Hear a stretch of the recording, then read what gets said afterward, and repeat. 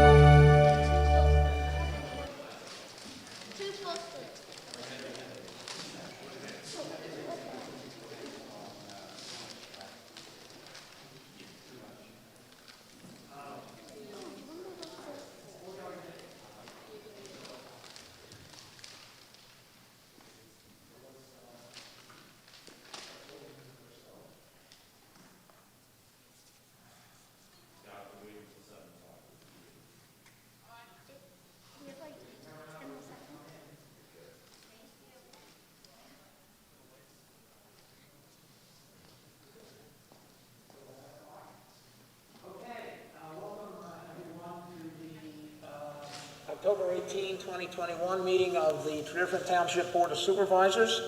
I'm calling this meeting to order. And the first matter of order is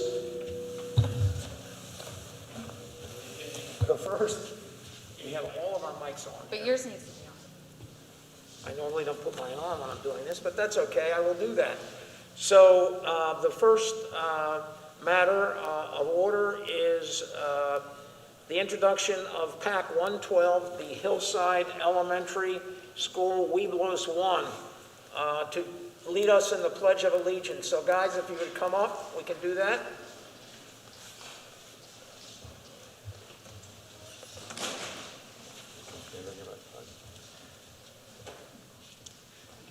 Come on, guys. Right over here. In front of me. Turn around toward the flag.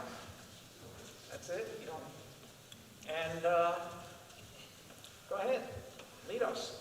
I pledge allegiance to the flag of the United States of America and to the republic for which it stands, one nation, under God, indivisible, with liberty and justice for all. Good job, boys.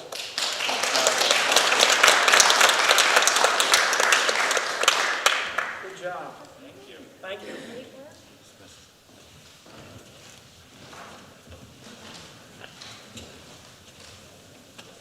Okay, we're going to start with announcements. The Picket Post Validity Challenge zoning hearing board matter has been continued to November 16th at 7 p.m. in the Township building. Next, the Turnpike widening project through Tredyffrin Township is scheduled to restart.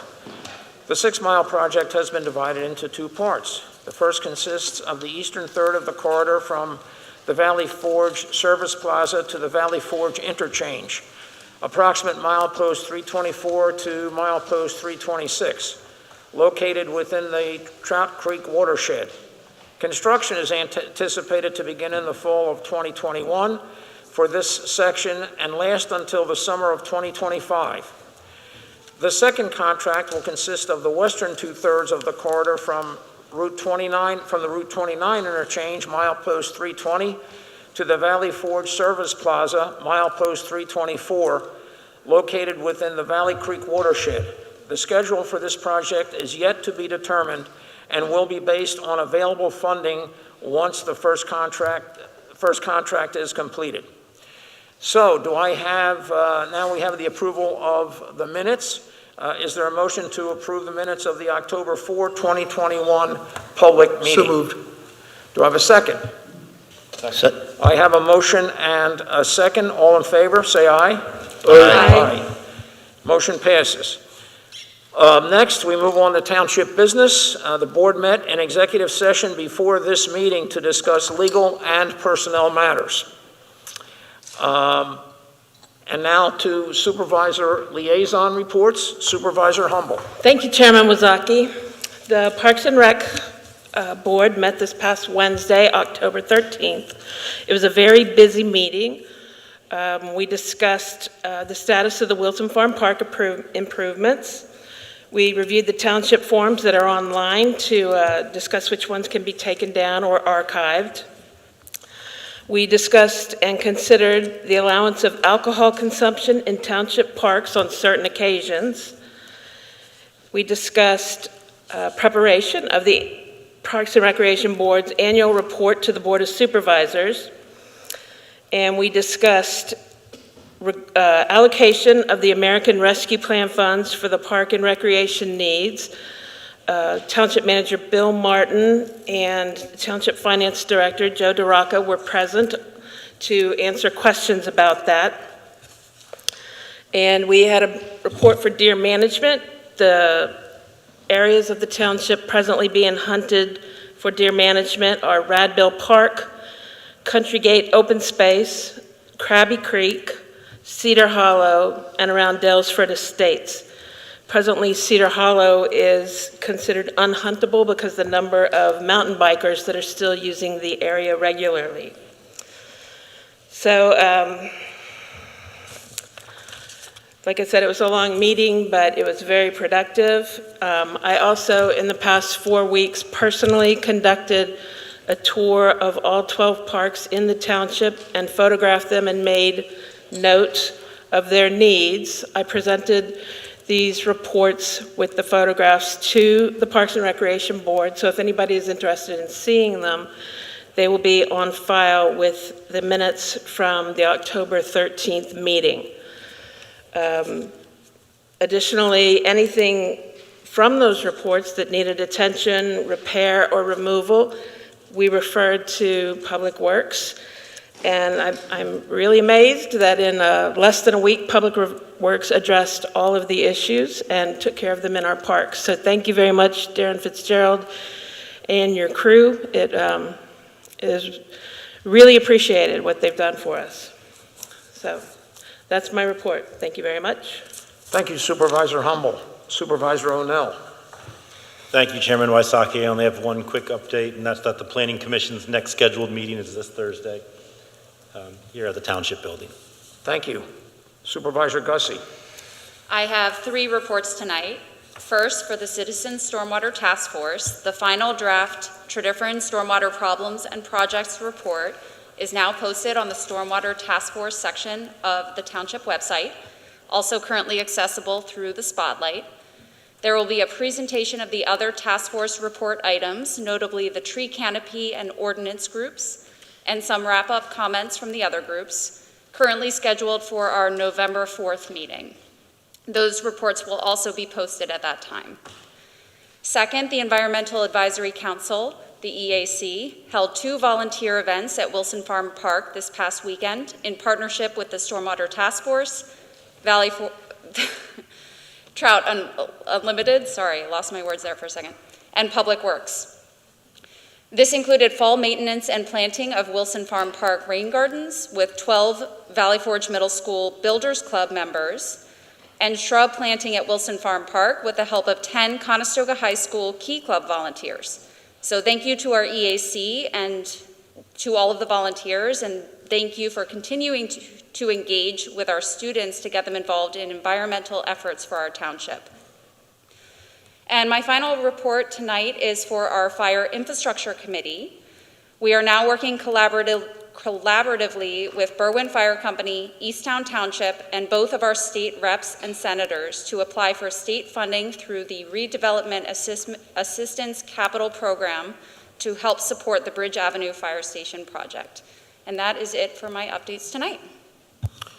Thank you, Supervisor Gussie. Supervisor Holt. No reports tonight, Mr. Chairman. Supervisor Freed. No reports, Mr. Chairman. Supervisor Basker. So there are no meetings of the Traffic Committee or the Library Committee since our last meeting. There will be a Library Board of Trustees meeting at 7:30 p.m. on the 28th. However, I do have some motions, Chair Wysocki. I would like to make a motion to appoint Rob Rose to the Library Board of Trustees. He has served the Board of Trustees well, and I would like to nominate him for reappointment. Thank you. We have a motion and a second to reappoint Rob Rose to the Library Board of Trustees. Second.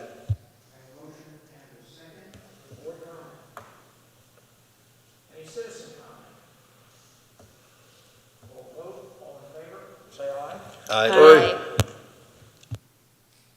Motion passes. I would also like to make a motion to appoint Rob Cronin to the Library Board of Trustees. Excuse me, I didn't have my mic on. I would also like to make a motion to appoint Rob Cronin for a vacant position on the Library Board of Trustees.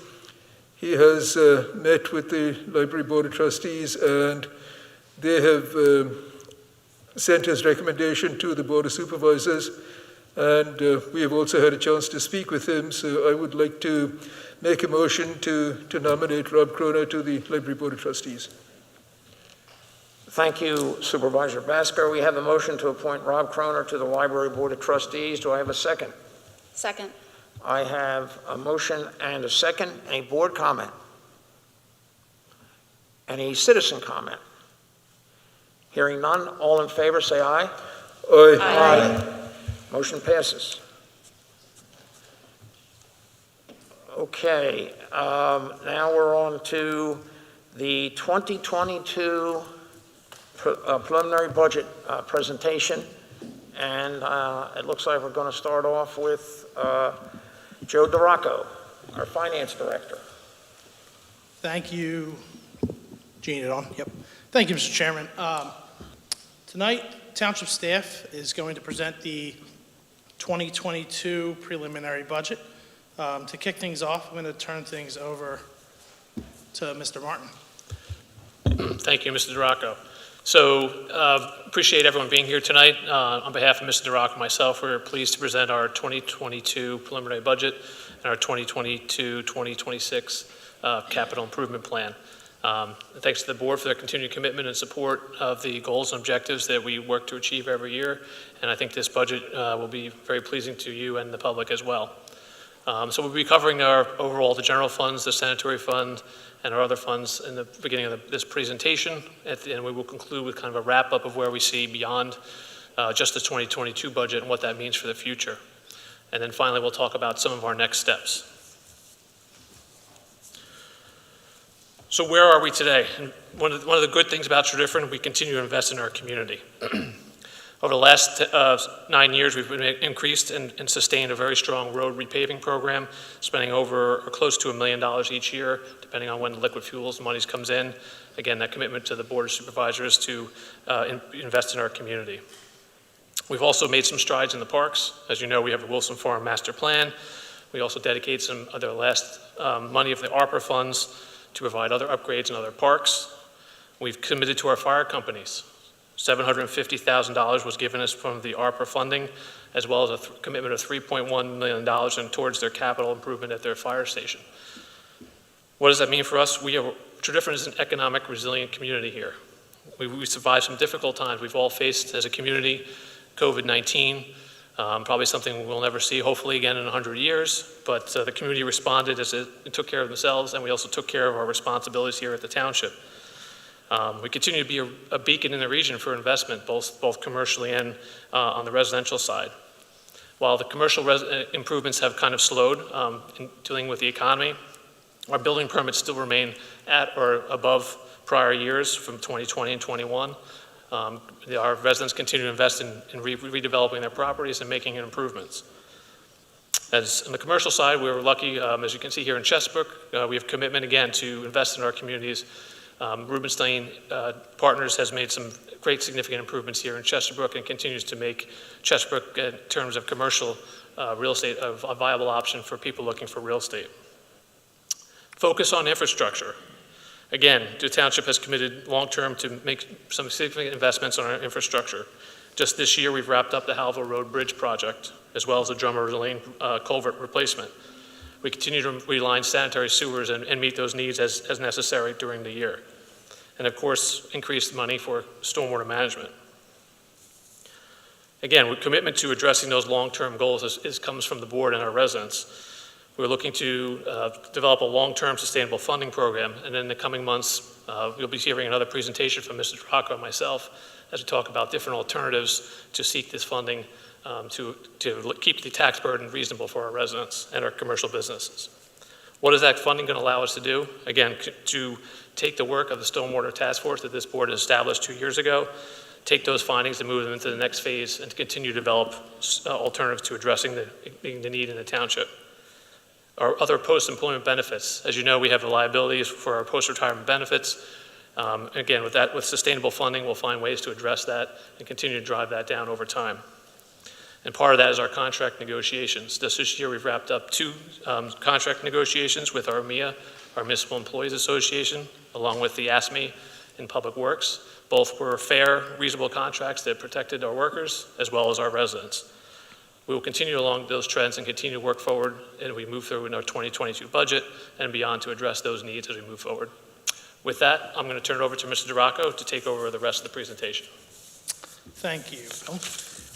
So I'm going to start with the budget message. For the first time in a couple of years, I'm happy to announce no tax increase is requested in this budget. Again, I think we had 3 straight years of tax increases, and what that has allowed us to do as a township is, again, be in the position where we're able to recognize and realize the position that the board has put us in. The second part is, again, I think big part of this is a decrease in the general fund operating budget. It's not too often that you see year over year your general fund operating budget decrease. This is actually the second straight year that the budget's going to decrease year over year. The main reason for that is we had $1.4 million rolling off in debt service. So again, as our 2019 bonds come to full cost of about $500,000, the 2012 bonds will be fully extinguished in a month. As well as, and I spoke about it last month when the board approved the MMO for both the police pension and the non-uniform pension, the police pension decreased by almost $300,000. So those two things alone factored in with, again, increasing the real estate tax revenue base over the last couple of years has put us in this position. Last thing, and again, we'll touch on it a little bit more, is again, what does this mean?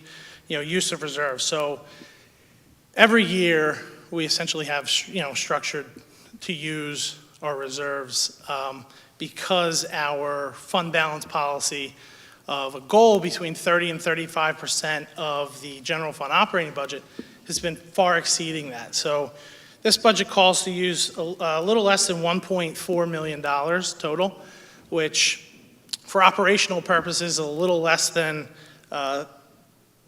$350,000 of an increase over last year. So it's a 6.3%, almost 6.4% of the general fund operating budget, which is less than the goal, again, outlined in our fund balance policy.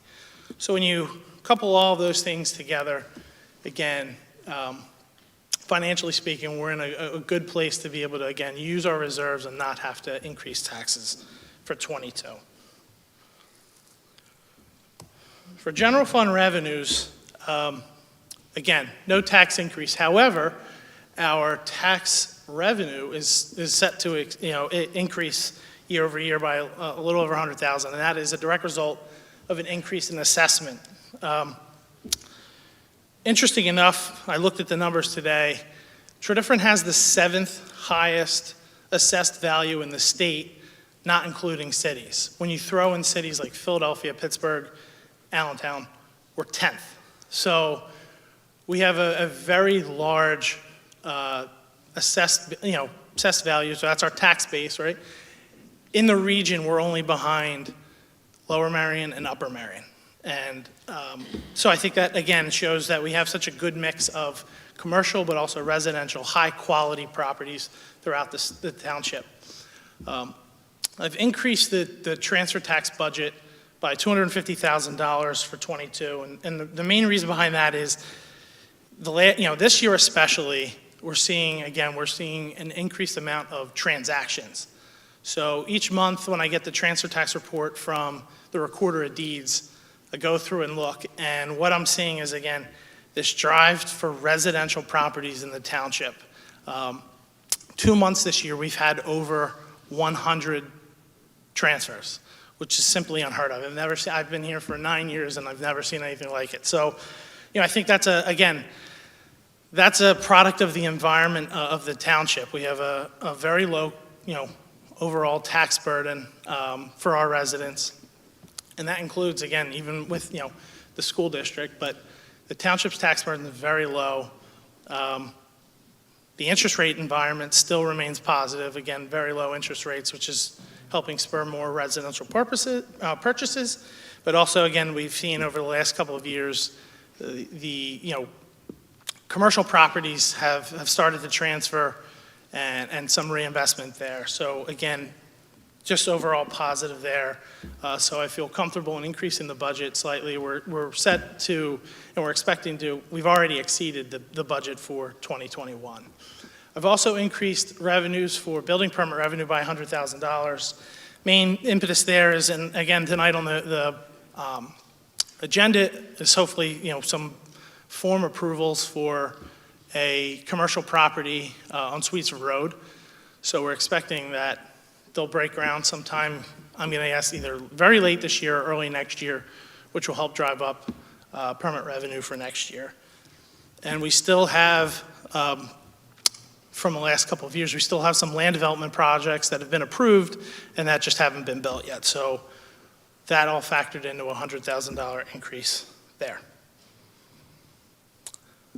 Again, looking at our millage rate, you could say 3 straight years of tax increases. We're flattening out this year.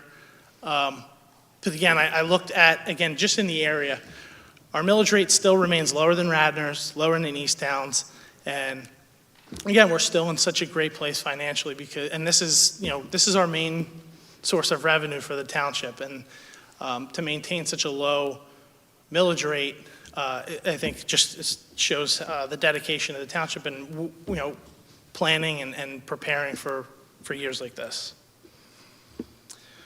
Looking at the general fund revenue and breaking it down, again, as I just said, real estate tax is over 40% of our revenue. 2 other numbers, and we talk about it every year, transfer tax and building permit revenue make up 30%. So when you add those 3 things together, that's 70% of our revenue. While things have remained strong, again, I would caution, again, we have a heavy reliance on 2 other, sources of revenue that we can't control. And so that just shows the importance of trying to maintain a good budget, but at the same time, recognizing that a lot of our revenue is out of our control.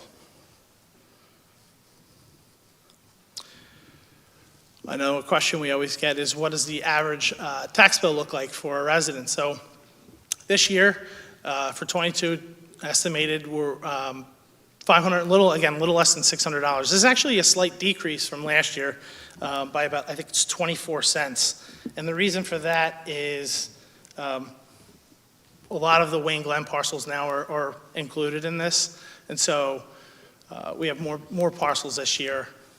The assessment base went up, but not enough to offset that.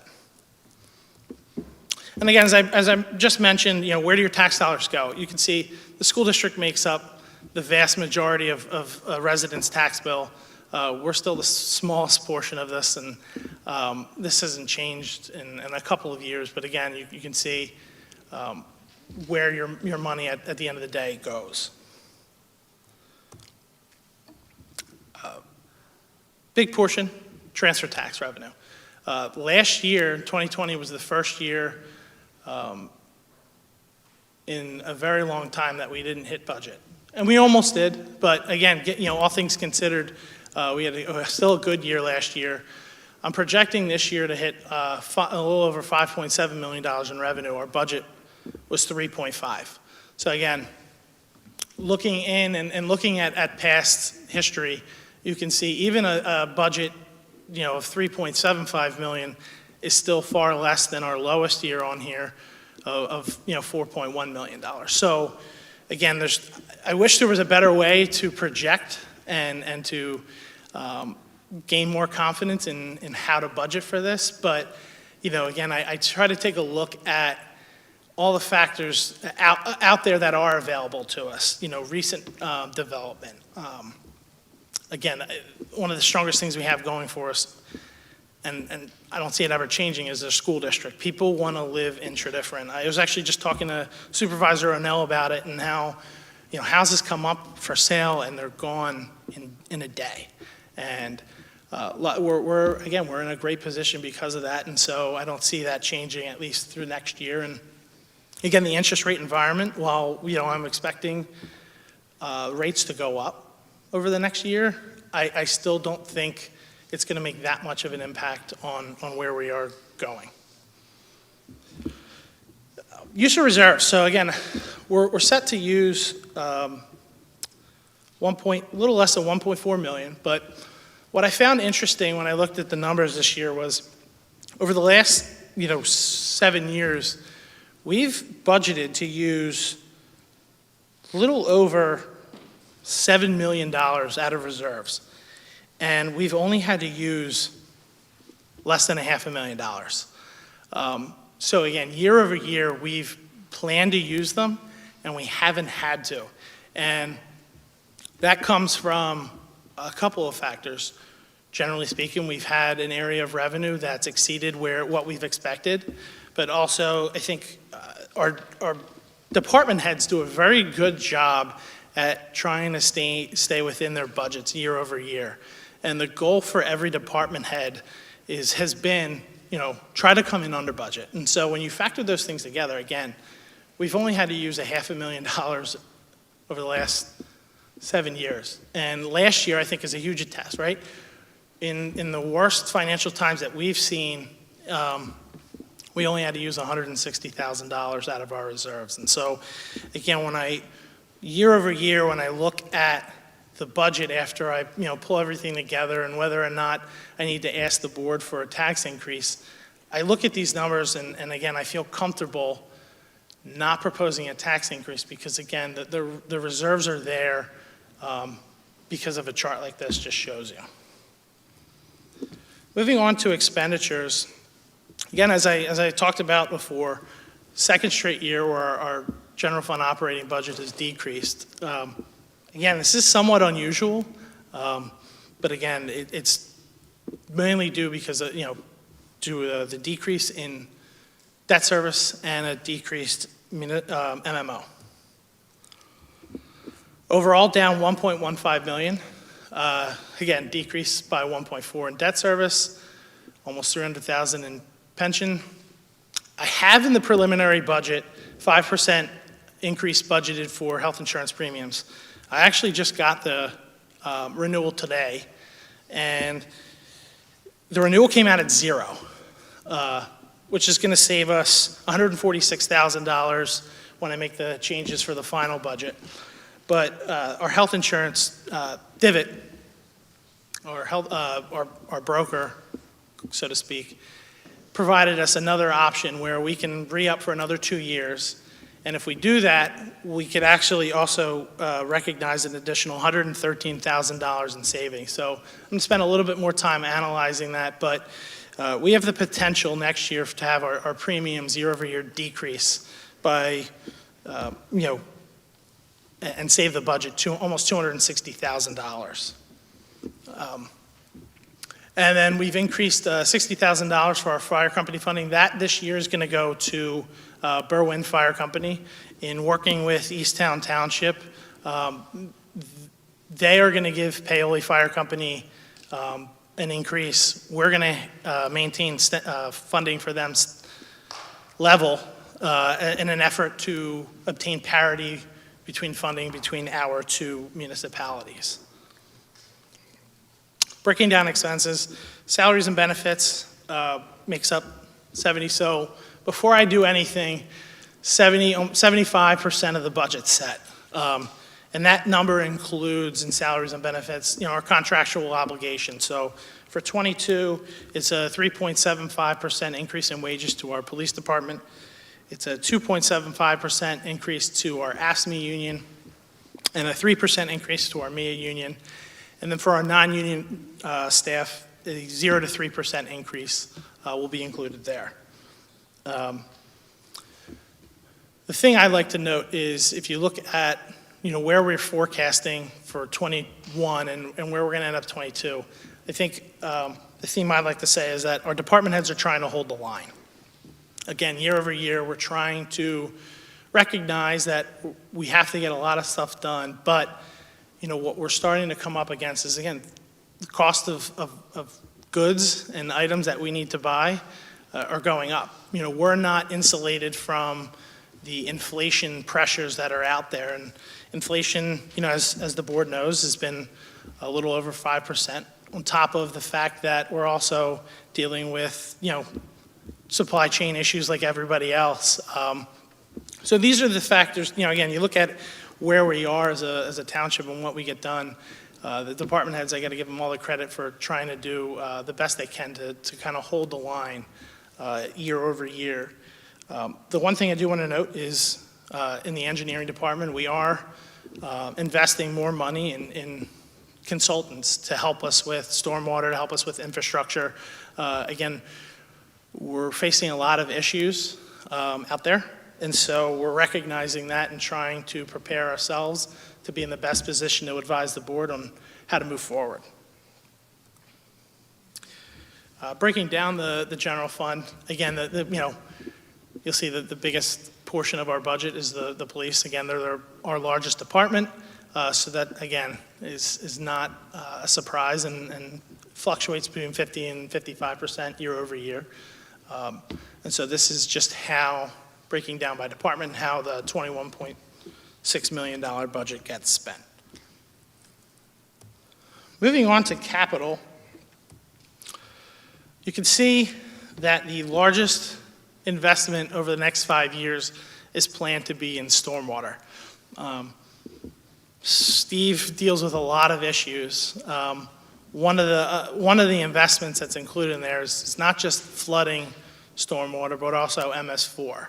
And so any chance I get, I always try to remind the board and our residents that MS4 is a water quality issue, not a quantity issue. So Steve's and our engineers are always trying their best to find the projects that overlap, that get us the quality that we have to meet, but also the quantity, which helps obviously with flooding. But sometimes it's just not possible, but we still, again, that's as we've talked about many times, it's an unfunded mandate pushed down from the federal government to the state to us. And so here we are dealing with it.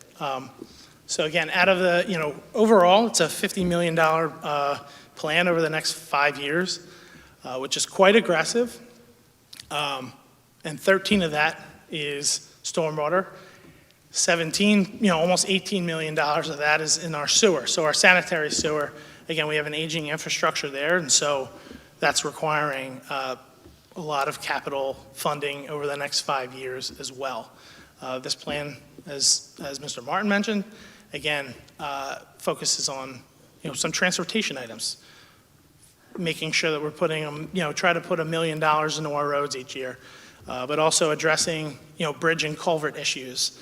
And so, again, 40 million of the 50 is infrastructure. Next question is, how do you pay for all that?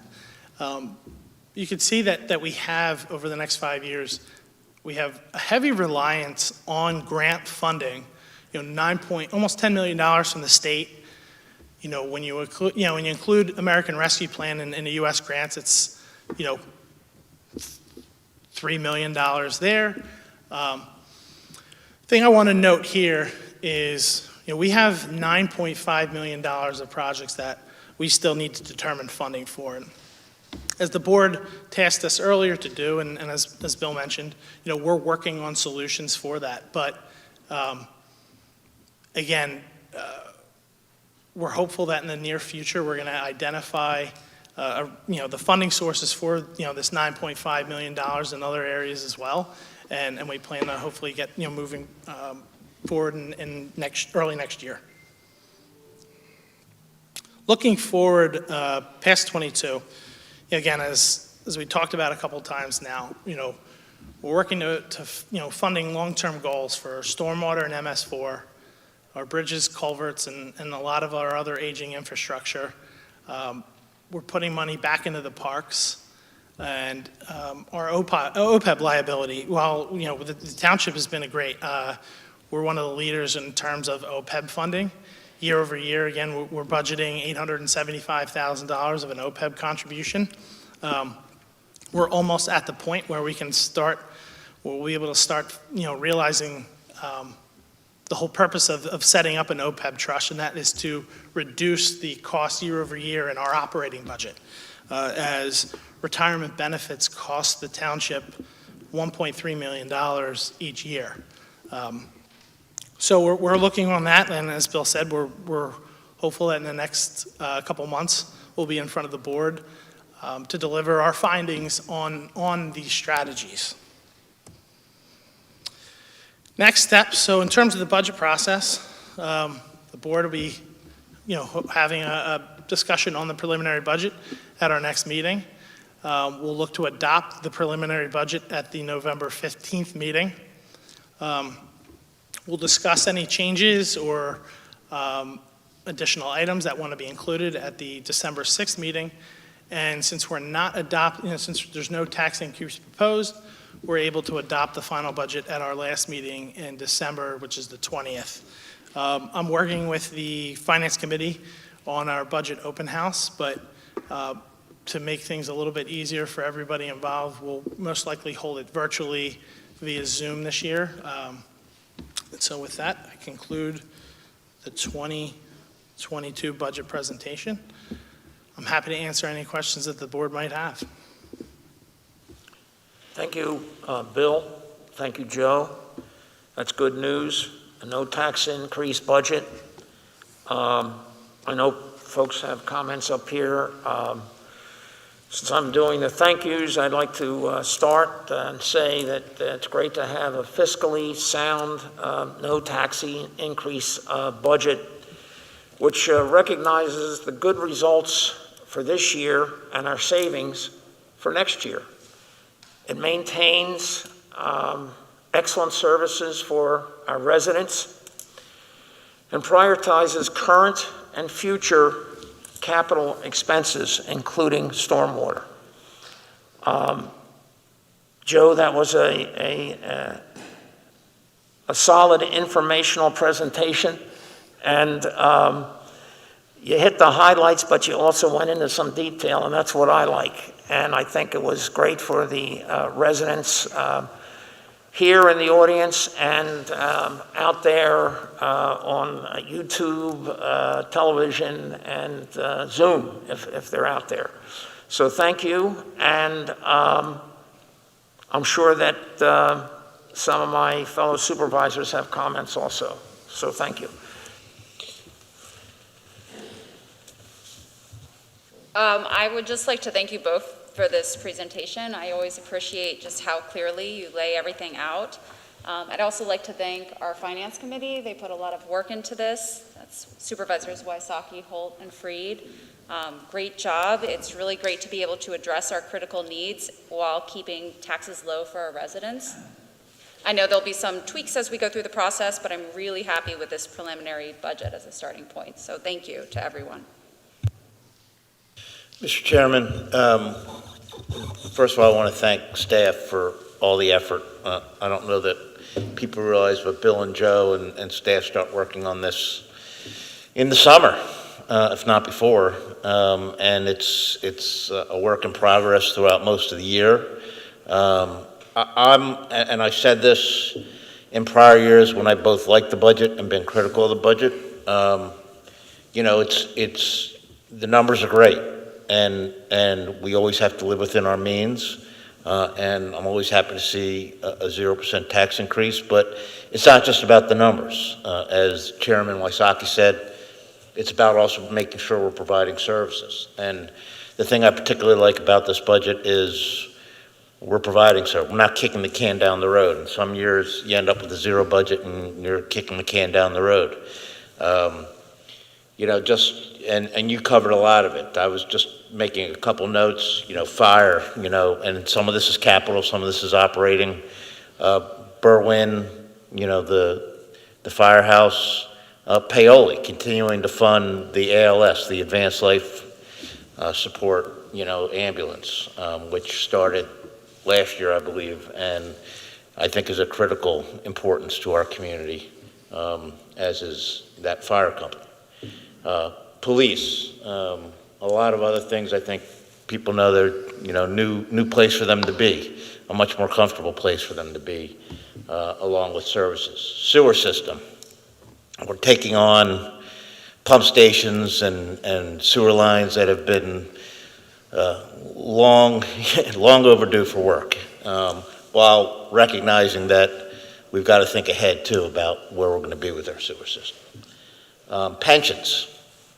getting our pensions up to date, making sure we're meeting and exceeding our minimum mandatory obligations. Technology, with the pandemic, I think we've realized the importance of technology, the fact that we're sitting here at a meeting and seamlessly also putting this out on YouTube and Zoom. Wasn't easy. Mike Giarstante, the whole staff, I mean, there were a lot of challenges.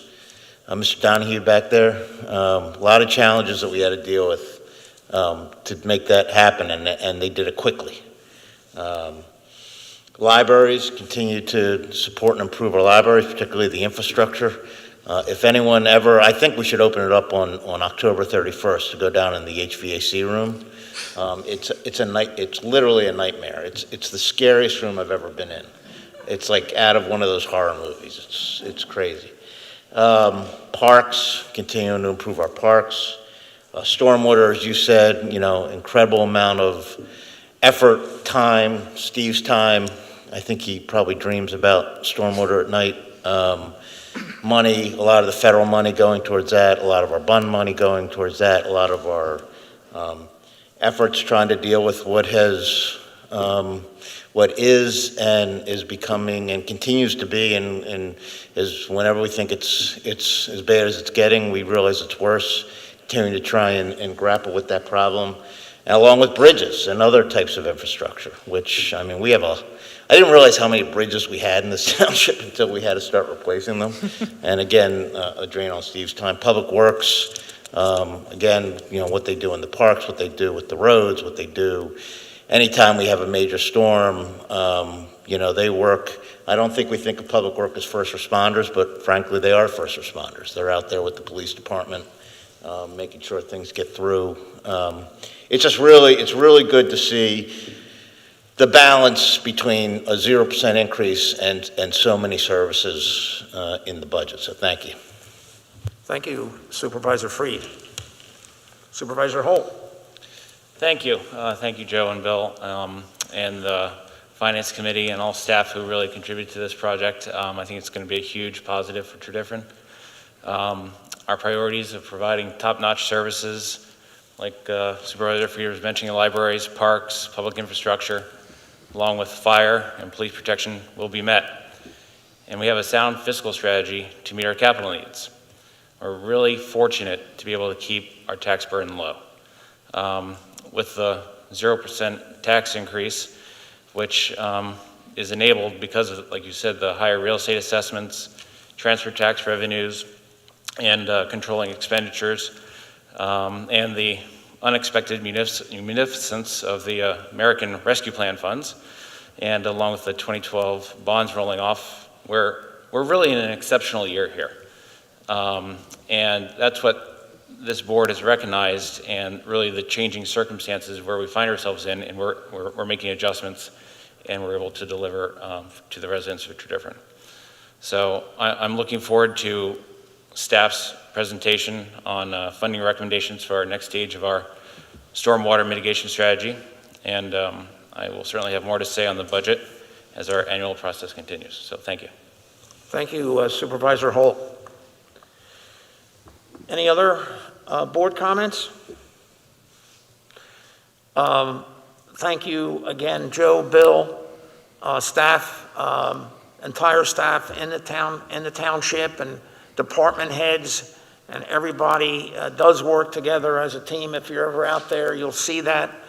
And just putting this budget together that works for the residents of the township, from the no tax increase to the services as Mark detailed here, to planning for the future with capital and our stormwater planning. And I too look forward to the rolling out of the alternative funding mechanisms.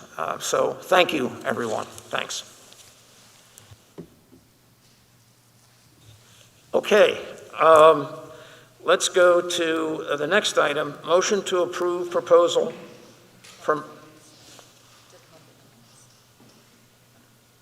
no, this is, do we have any public comments?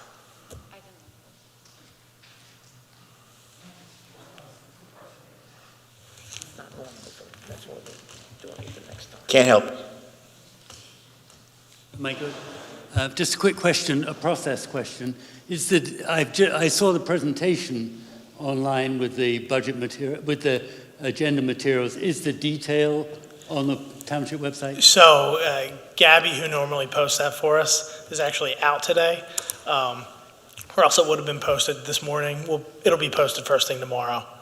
Great. The budget message and the full budget, full preliminary budget with the detail in there will be available tomorrow morning. All right, thank you very much.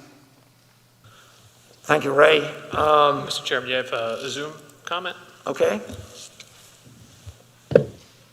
Hi there, this is Carol Clark calling in. Can you hear me? Very well. Okay, great, thanks. Thanks once again, Joe, for a great presentation, top line. That's wonderful. I did have a question in the details when we get to the capital plan, talking about stormwater. The bridges and culverts of 4.6 million, and then stormwater management and MS4 for the $13.2 million that we're anticipating. Will the various projects be split out in terms of which ones are specific to MS4 versus stormwater management that has been identified by the Citizens Task Force or by Steve Burgo or others in the township? And likewise with bridges and culverts, will the various projects be split out between the bridges and culverts that we know are crumbling and those things that are under extra distress because of the additional stormwater issues that we've been having? Short answer is yes. Steve painstakingly provided me a list of projects as well as, kind of a priority list of how those projects and when those projects need to get done. And so you'll see very detailed, every single project outlined in the engineering portion of the capital plan. Excellent. Thank you very, very much. And also, thank you once again for planning to do the public workshop, and doing it over Zoom would be great. I encourage everyone to log in and listen and participate and look at the numbers. When you first look at the budget, because there's so many pages, it can be a little daunting. But if we have more people coming in a year where there aren't that many contentious issues, it was a great year to really learn and understand the workings and the challenges, as well as the sort of strategies that are put out there and discussed and debated by the township and the supervisors. It's an excellent opportunity to really understand where your tax dollars are going and the wonderful job that our township has been doing in terms of managing those monies, keeping costs down, but yet providing services to everyone. So thank you very much. I look forward to the detail once it's online, as well as the public workshop. Thanks again. Thank you, Carol, Mrs. Clark. Any other citizen comments? There being none, we'll move forward now to a motion to approve proposal from Princeton Hydro for stormwater MS4/flood reduction improvements to the stormwater controls at Stratford Park. Mr. Burgo. Chairman Wasaki and members of the board, the proposal tonight from Princeton Hydro, we just want to go over a couple details. The township has been working with Princeton Hydro on conceptual planning for a project in Stratford Park. Specifically, the improvements are looking at the expansion of the existing stormwater wetland basin that's located in Stratford Park. The improvements would expand that footprint of that basin. That's still to be determined, the actual size and storage capacity, but we look to maximize the amount of storage we could get, and basically from the upstream 60-acre watershed. In addition, this area has a high opportunity for some of the pollutant reduction benefits that we've identified in our stormwater MS4 pollution reduction plan to DEP. So we received our permit earlier this year in August, and this project would help us with MS4 as well as downstream flood reduction benefits. So the proposal from Princeton Hydro that we had them put together includes various engineering testing, site testing, preliminary and final design, including stormwater calculations for the basin upgrade and capacity, as well as a construction bid package and support services during the bid process. In addition to this, we've added a little bit of additional meetings and coordination as part of this proposal. Radnor Township had reached out to the township. They have expressed some interest in potentially partnering with us to expand our potential with that park and stormwater flood reduction.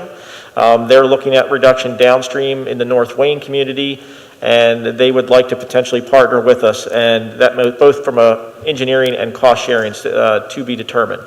So that would be over and above what we're already proposing to do. The township, this particular project would be funded using American Recovery dollars that were identified in 2021. And we're asking the board tonight for consideration and approval of the proposal from Princeton Hydro dated October 5th in the amount of $97,500. If there's any questions, I can certainly answer that from the board. Thank you, Mr. Burgo. Not a question, just a comment. It's great to see the possibility of cooperation with Radnor Township and, the sharing of costs and the sharing of benefits. Do I have a motion to approve proposal from Princeton Hydro for stormwater MS4 flood reduction improvements to the stormwater controls at Stratford Park? So moved. Do I have a second? Second. I have a motion and a second. Do I have any board comments? I am happy to support this project. I especially like to see projects that would benefit Tredyffrin residents through flood reduction while also helping with our MS4 mandated compliance requirements. And like Chairman Wysocki said, I also love the possibility of partnering with Radnor to share costs and maximize flood storage capacity to help both of our township's residents. Our stormwater issues cross township and county lines, and it's increasingly important to forge these partnerships to tackle our problems collaboratively. So I support this. Thank you. Any other board comments? Any citizen comments?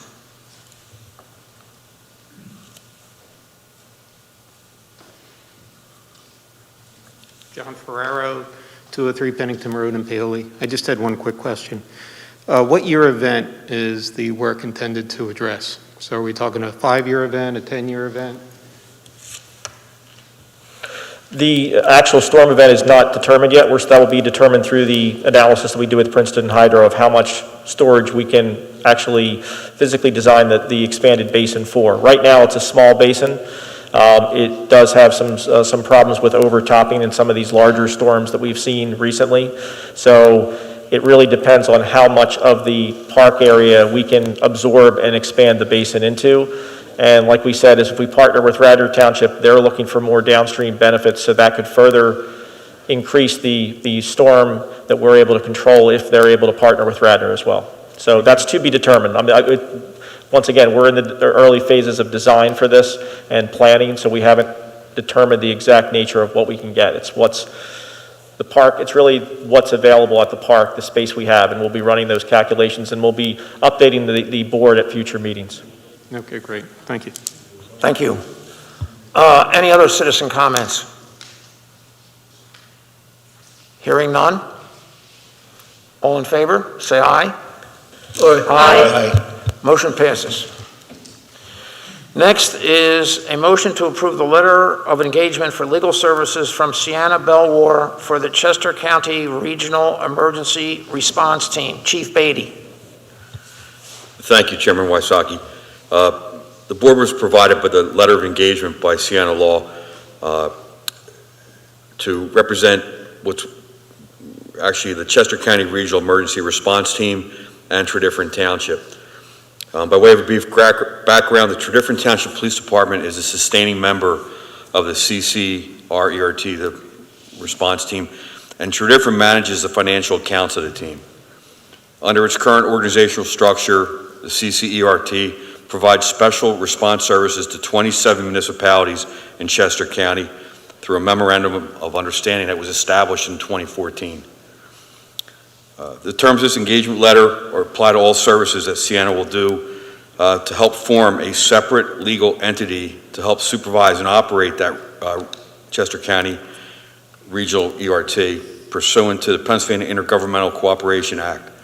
The main benefit of the formation of the separate legal entity is that upon formation, the CCR ERT would be statutorily recognized as a separate municipal entity and can enjoy the benefits and protections of municipalities under Pennsylvania law.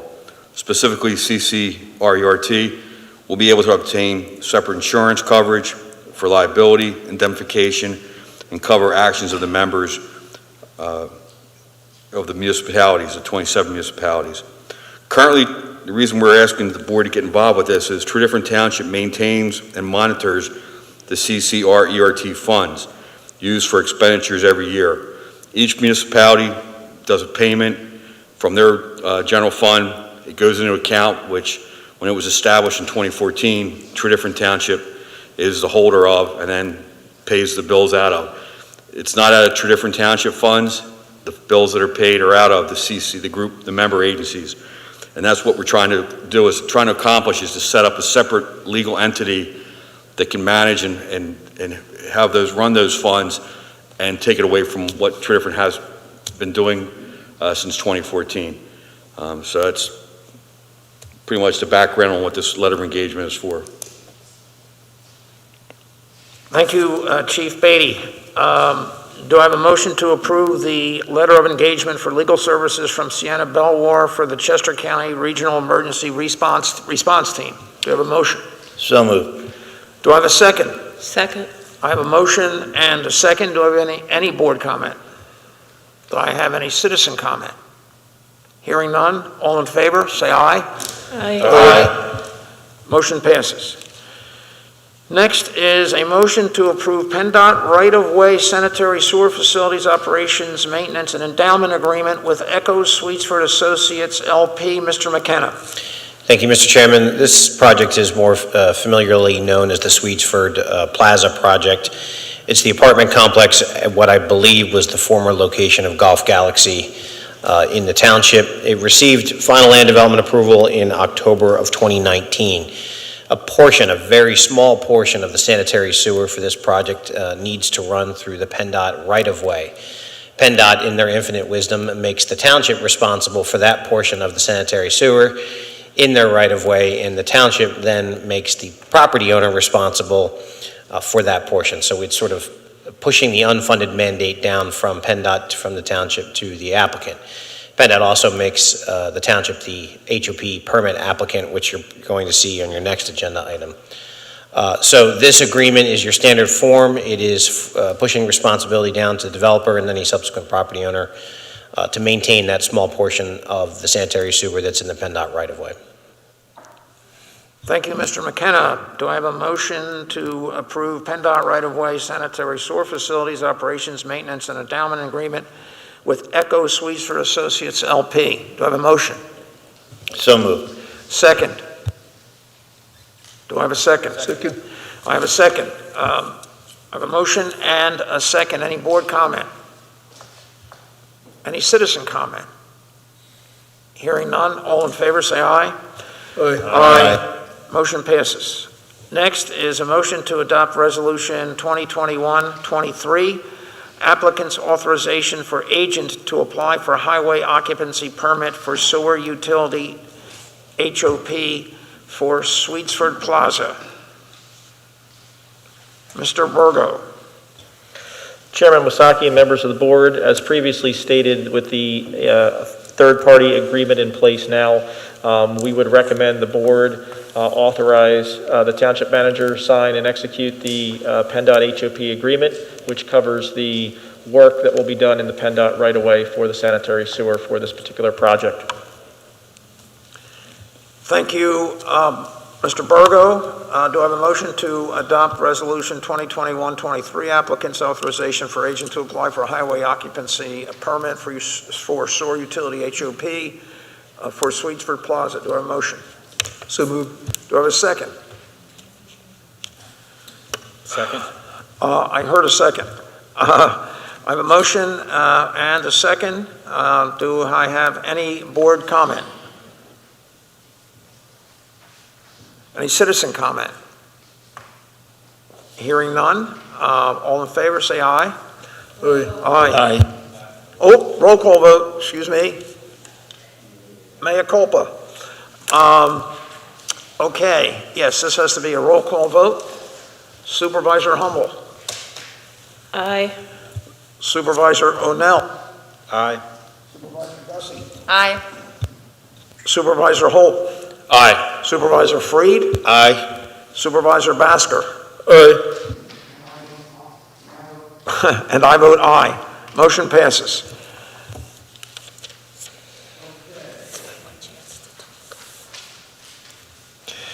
Next is a motion to approve proposal by Thomas Committa Associates, Inc. for the Picket Post Substantive Validity Challenge Services. Mr. McKenna.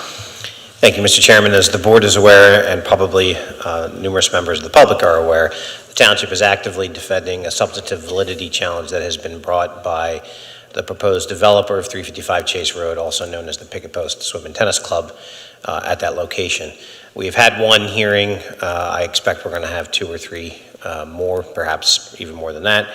The applicant, it appears, has retained the services of an expert land planner, and as part of the development of my case and the township's case, we'd like to do, we would like to retain Mr. Committa as an expert in land planning.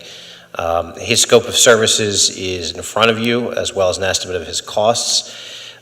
He is fairly well known to the township, having done quite a bit of work here in the township, as well as throughout the county, frankly. I work with Mr. Committa in numerous municipalities. So what I'm asking is if the board would approve his proposal so that he can participate as an expert witness in the upcoming hearings and help the township defend the ordinance challenge.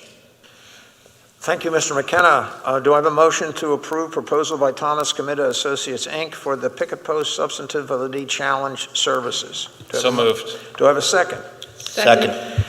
I have a motion and a second. Do I have any board comment? Mr. Chairman, I defer certainly to our solicitor's recommendation for this expert. Unfortunately, it's just another cost to the substantive validity challenge to the zoning of 355 Chase Road, Picket Post. It's clear, in my opinion at least, that the people of the township do not want this zoning changed, and we should do what is necessary to ensure that people's voices are heard.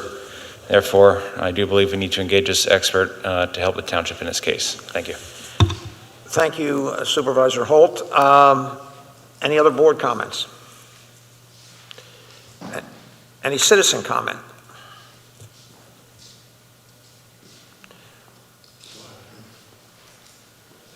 David Miller, President of the Chesterburg Civic Association. Mr. Miller. I would just amplify what Mr. Holt just said, that the citizens are clearly opposed to this development or this rezoning project, and you should hire the expert that you need to properly defend the case. Thank you. Thank you. Mr. Sweeney.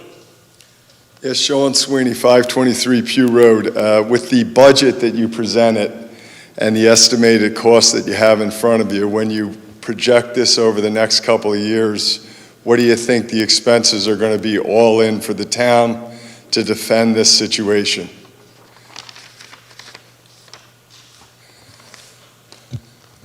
I don't know, a couple of years. Why a couple of years? No, I would. Well, you just said 2 or 3 times you're going to. Apologies if I misspoke. No, I meant 2 or 3 nights of hearings. So I would expect that we'll probably have a decision and the hearings would be wrapped up here in the next 4 months, 3 months, 4 months, and have a decision here in the next 5 to 6 months. So not over a period of years, just over a period of months. So I apologize if I misspoke. You have professional fees up here and you have a budget that you presented. The expenses with the legal fees, the expert fees, $100 grand, $50 grand, $250 grand. I don't recall what my fees are to date off the top of my head. I'm happy to get the information. I think Mr. Committa estimated his cost to be somewhere between $8,500 and $15,000.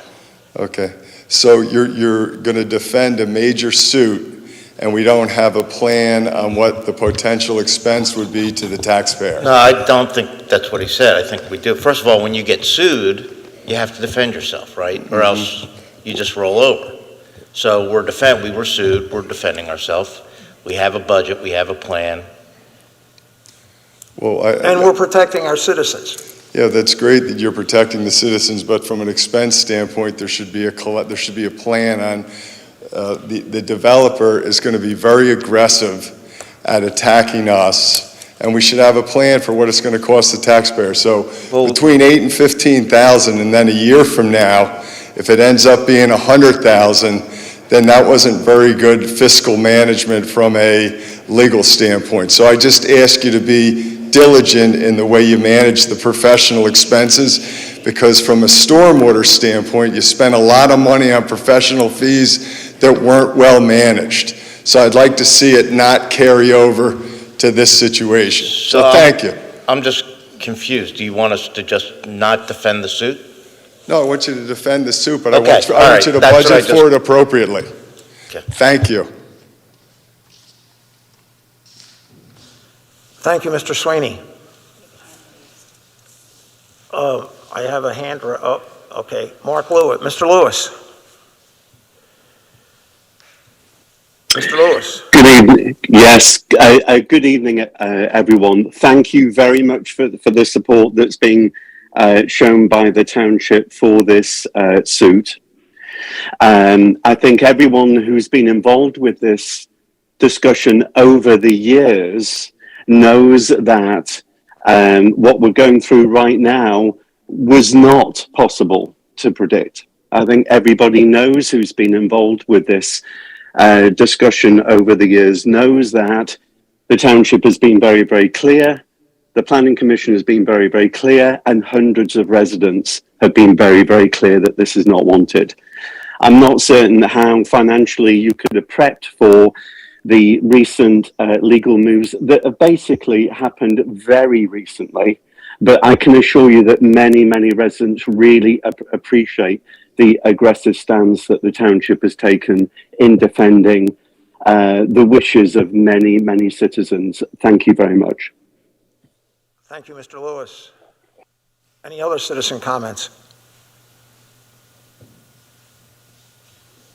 Hearing none, all in favor say aye. Aye. Aye. Motion passes. Next, escrows. Motion to approve the following escrow release requests. There are two of them here. Release number 1 for Berwyn Sports Club in the amount of $313,737.50. Balance remaining $816,965.50. Next is final release for 639 Upper Gulf in the amount of $106,401. Balance remaining 0. Mr. Burgo. Chairman Wasaki and members of the board, 2 releases tonight. Berwyn Sports, that release covers site work regarding grading, stormwater management, erosion and sediment control, and some other site-related work. That has been inspected by township staff and it is recommended for release by the board tonight. 639 Upper Gulf, that project has been completed. The second lot has finished their construction, and that includes site work, including the various grading, seeding, stabilization, stormwater management, erosion control for that particular property. It has been inspected, and it is recommended for release tonight in the final, with 0 remaining for that balance. If anybody has any questions, I can answer them. Thank you, Mr. Burgo. Do I have a motion to approve the releases that I just described? Do I have a motion? So moved. Do I have a second? Second. I have a motion and a second. Do I have any board comment on the escrow releases? Do I have any citizen comment? Hearing none, I call the vote. All in favor say aye. Aye. Aye. Motion passes. Okay, new matters. Are there any board new matters? Chairman Wasaki, this is not a new matter. These are just comments directed at the citizens since we have an audience, and One of them is, it's that time when the fire companies are doing their fundraising. And, I'm not sure how many of our residents are aware of how the fire departments work. We have these non-profit fire companies, and they go out raising funds in order to support their work. And, they have things like fire sales that they have to do in order to raise funds. And if every household participated in, their part of the fire company, then, they would not be going out doing things like flower sales and wreath sales in order to fund their work. It's a strange system that we've inherited, but we are where we are. So I would like to remind the citizens that the fire companies are very much a part of the township, and they're part of the emergency services they provide. And in the recent storm, we've seen a rather dramatic rescue by the fire company, the fire companies collectively, of citizens who've been trapped by flood waters. So that's the first reminder. And while I have your attention, we do live in a democracy. We have an election coming up, and in Pennsylvania, every year is an election year. So please remember to make democracy work, because democracy works when the citizens are engaged and go fill out their ballots. So please participate. Thank you. Thank you, Supervisor Basker. Any other board new matters? Any citizen new matters? Excuse me, Mr. Chairman, you had a email that came in through TTBOS that I have to read for you tonight. You received it electronically, but I will read for the record. It's from Carolyn Kraus from Paoli. I've been a resident of Tredyffrin for 35 years. I am truly disgusted that the promise by the board 1.5 years ago to bring back the new development final approvals to the Board of Supervisors has not been done. We filled the room and applauded this action promised by the board. It is time for new blood, and all citizens, no matter what party affiliation, should vote for new board members. There should also be an 8-year total maximum for any board member.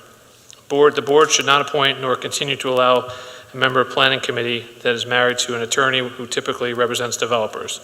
This is a serious conflict of interest, and recusing oneself due to this relationship for a particular discussion or vote is not acceptable. We all understand this conflict of interest. The board should replace the young engineer with a more experienced engineer. It was obvious during the Russell Road ALF presentation that serious design problems were missed by our engineers, such as insufficient turning radius, perimeter access, ladder truck, inability to reach the third floor north windows by 40 feet, etc. At the Atwater ALF, there was a fire last year and a fire truck could not turn due to the insufficient turning radius. There was a fire in the Westchester ALF and 2 occupants were killed. Better engineering and crisis management is needed. Thank you. I think there may be other folks here with the same topic, and I'd rather hear everything so we can sort of get it all out. Maybe I'm wrong. If I'm wrong, I'm wrong. If not, are there any more citizen comments?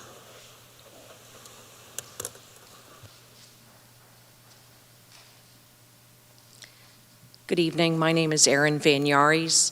I'm also commenting about the Russell Road ALF project.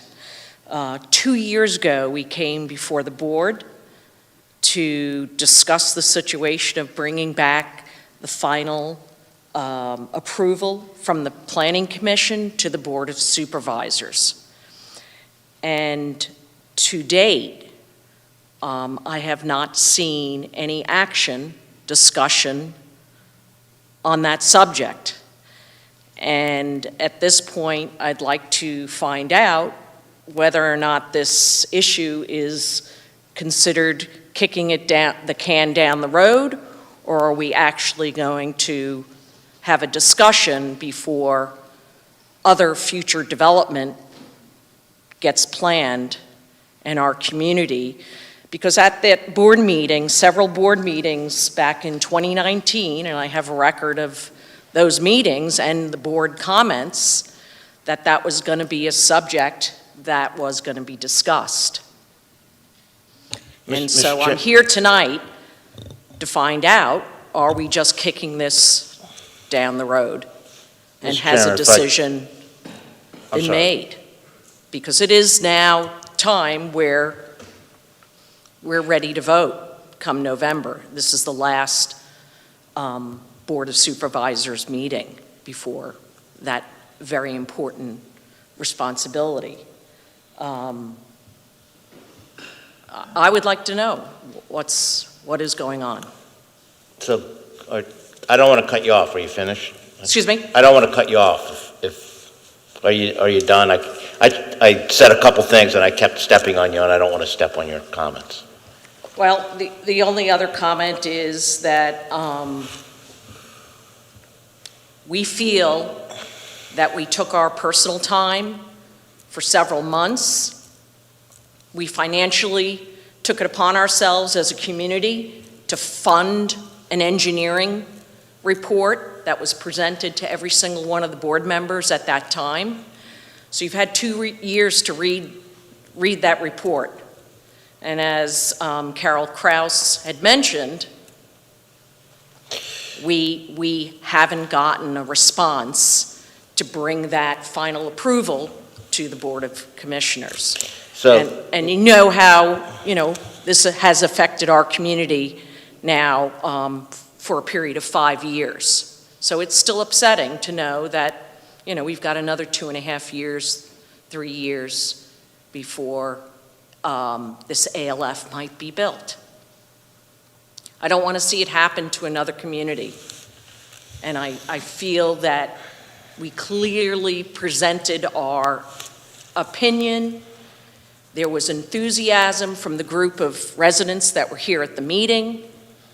And yet, tell me, where do we stand on bringing the final approval back to the Board of Supervisors? Do you want me, Mark, do you want me to? no, let me, if I may, Mr. Chairman. So you raised a lot of, I'd say at least 3 issues, and I'm going to try and address each of them. The first issue had to do with the Planning Commission. I will say, I want to say right off the bat, it's a legitimate criticism. It is. I was the one who made the motion that we look at it. I do think we should look at it. I think since we made that motion, we've had a few other things to deal with. Pandemics, stormwater, I know, but it's not dead. We're not kicking the can down the road. It's still something that we're looking at. It's still something that we're considering. That's number one. Number two, the engineering report, I don't think that has anything to do with whether or not the board takes back Planning Commission. That engineering report relates to whether or not the ALF is appropriate, should be built. I think there were comments from Mrs. Kraus about the fire issues, real concerns. That's one of the reasons that we had our fire companies look at it, our engineers look at it. Reasonable people can disagree. We understand that you and your engineer believe one thing, and the township and their engineer and the fire department see it a different way, and that's okay. We're allowed to disagree.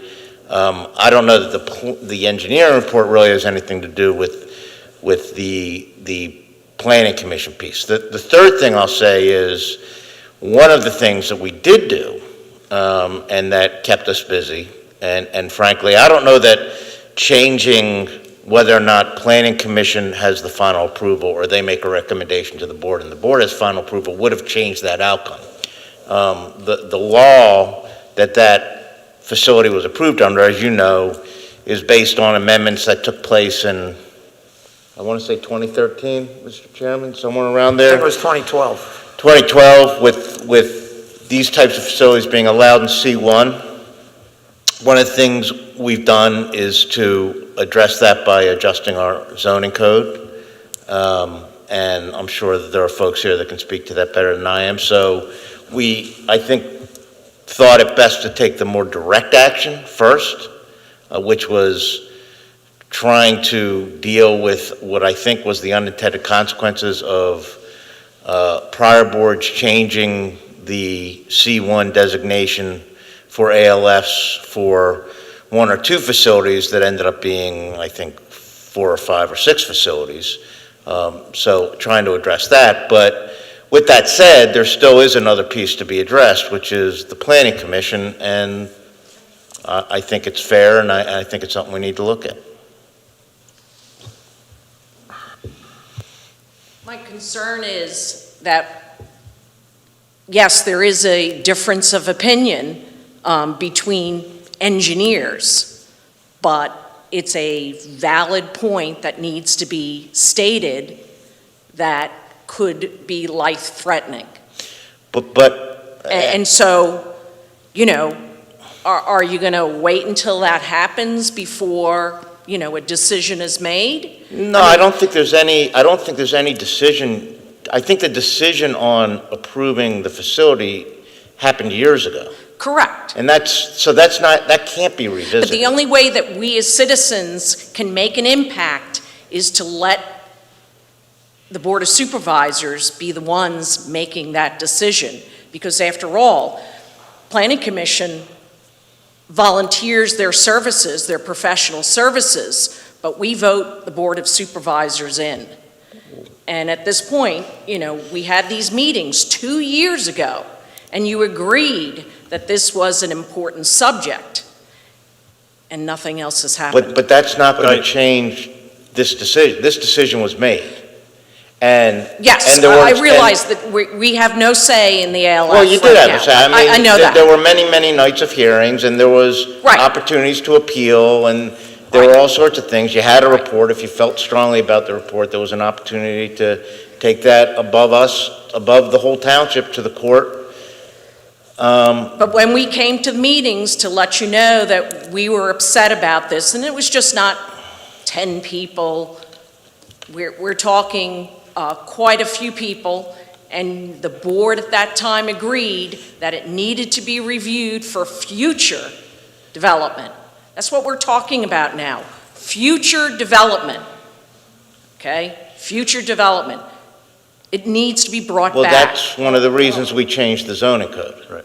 That's one of the actions we did take, was to change. So now the Board of Supervisors has final approval?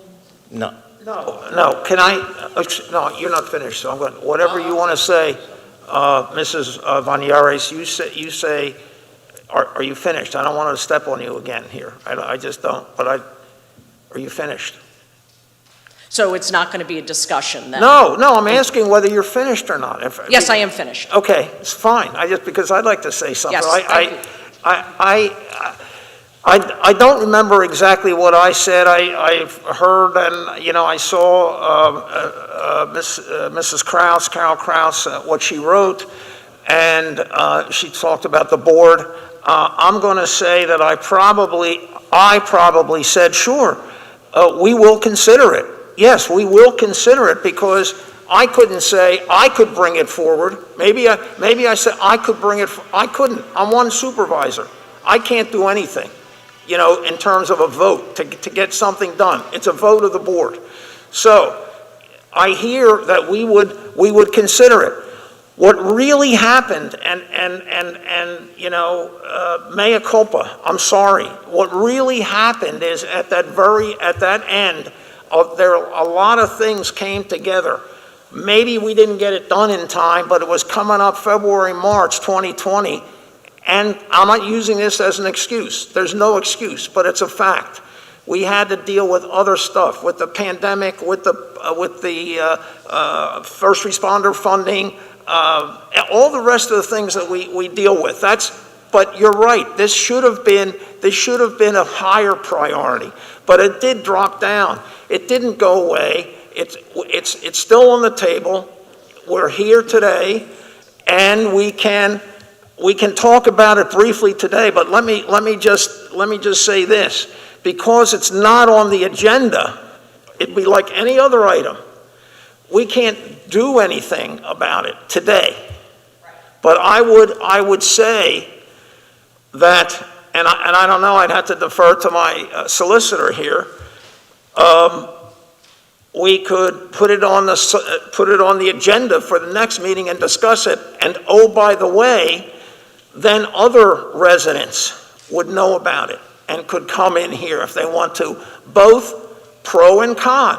You know, probably not too many con, but both pro and con. And that's how democracy would work, and we'd be able to discuss it. And I'm not trying, there was no nefarious motive in not dealing with it, not dealing with it or bringing it up in that long period of time.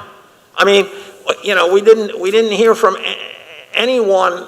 If someone maybe would have come forward, we probably would have put it up higher on the priority list. Stuff happens like that. It honestly does. I'm not giving excuses, but this is what happened. So here we are today. We can probably put it on the agenda for the next meeting, talk about it. It'll go out there. More residents will be aware of it. And, there it is. We can do that. And if I can add, I appreciate you bringing it and raising it back up as an issue so that we can recognize that this is something we need to make a priority and that it fallen as a priority and needs to come back up to the top. I have a comment.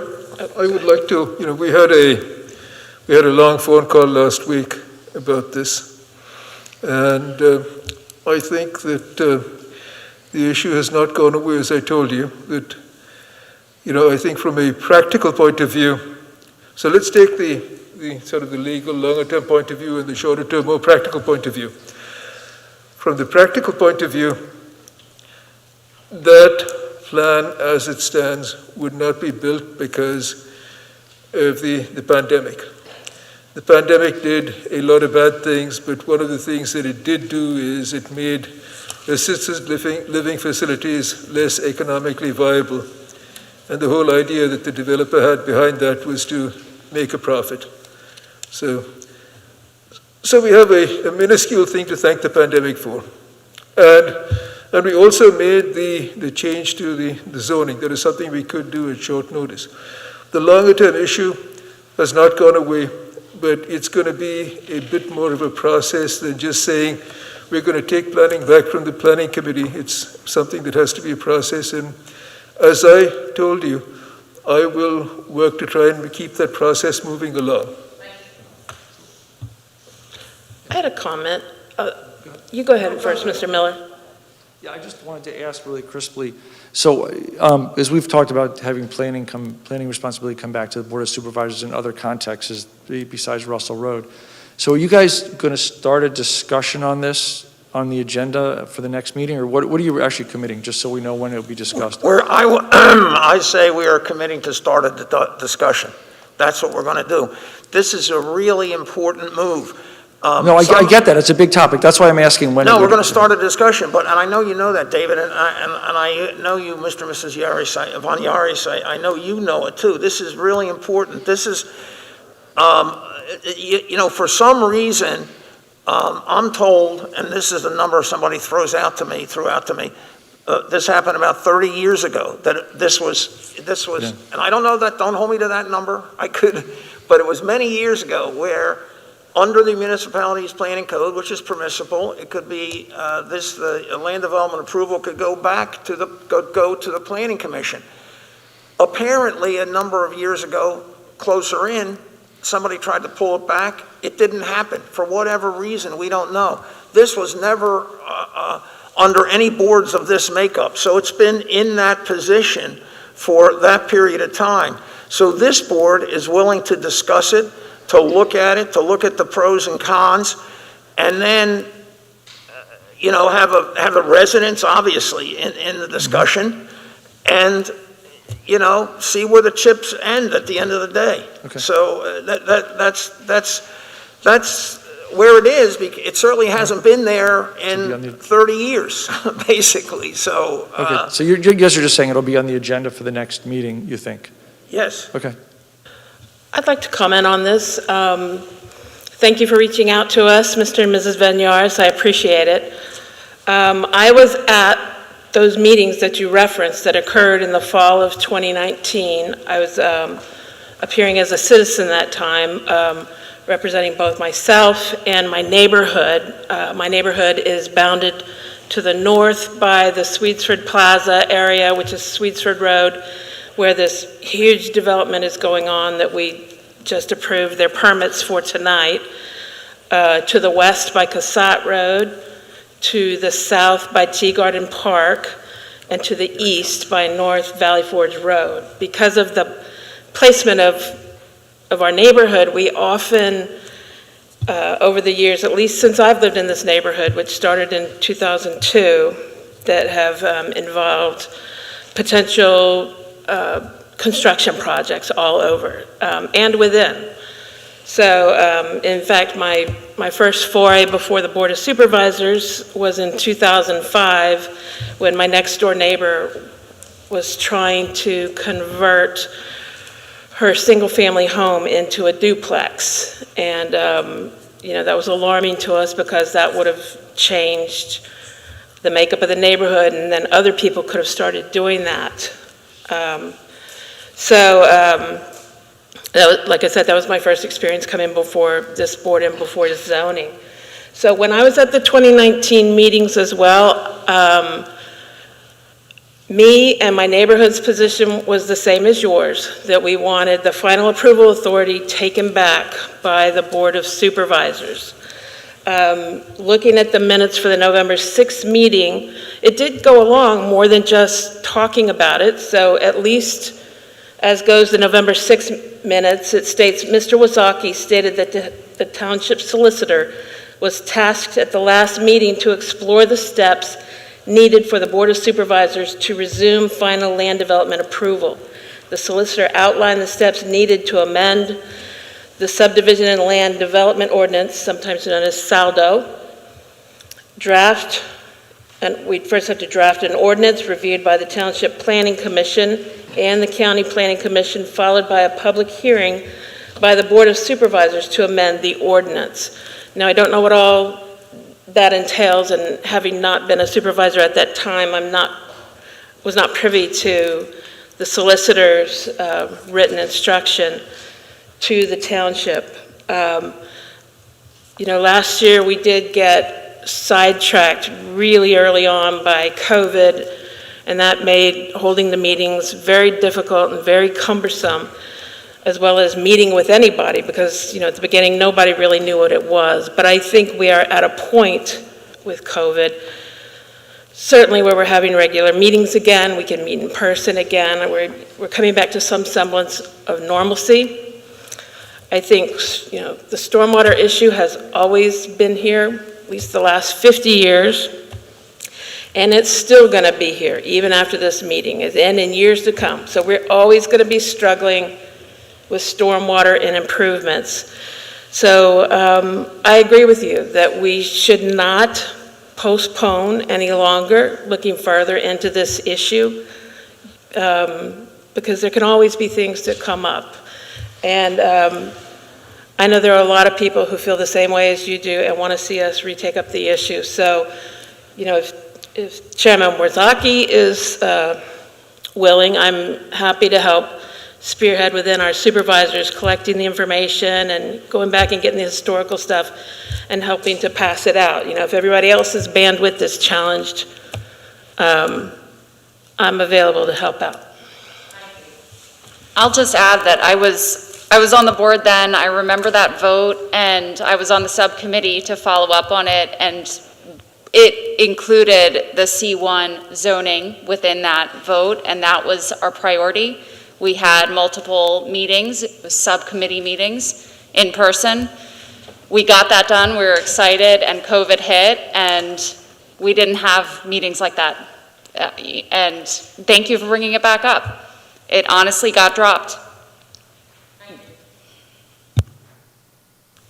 Yes, thank you. I'll accept your offer, Sharon, okay? We'll talk. Thank you.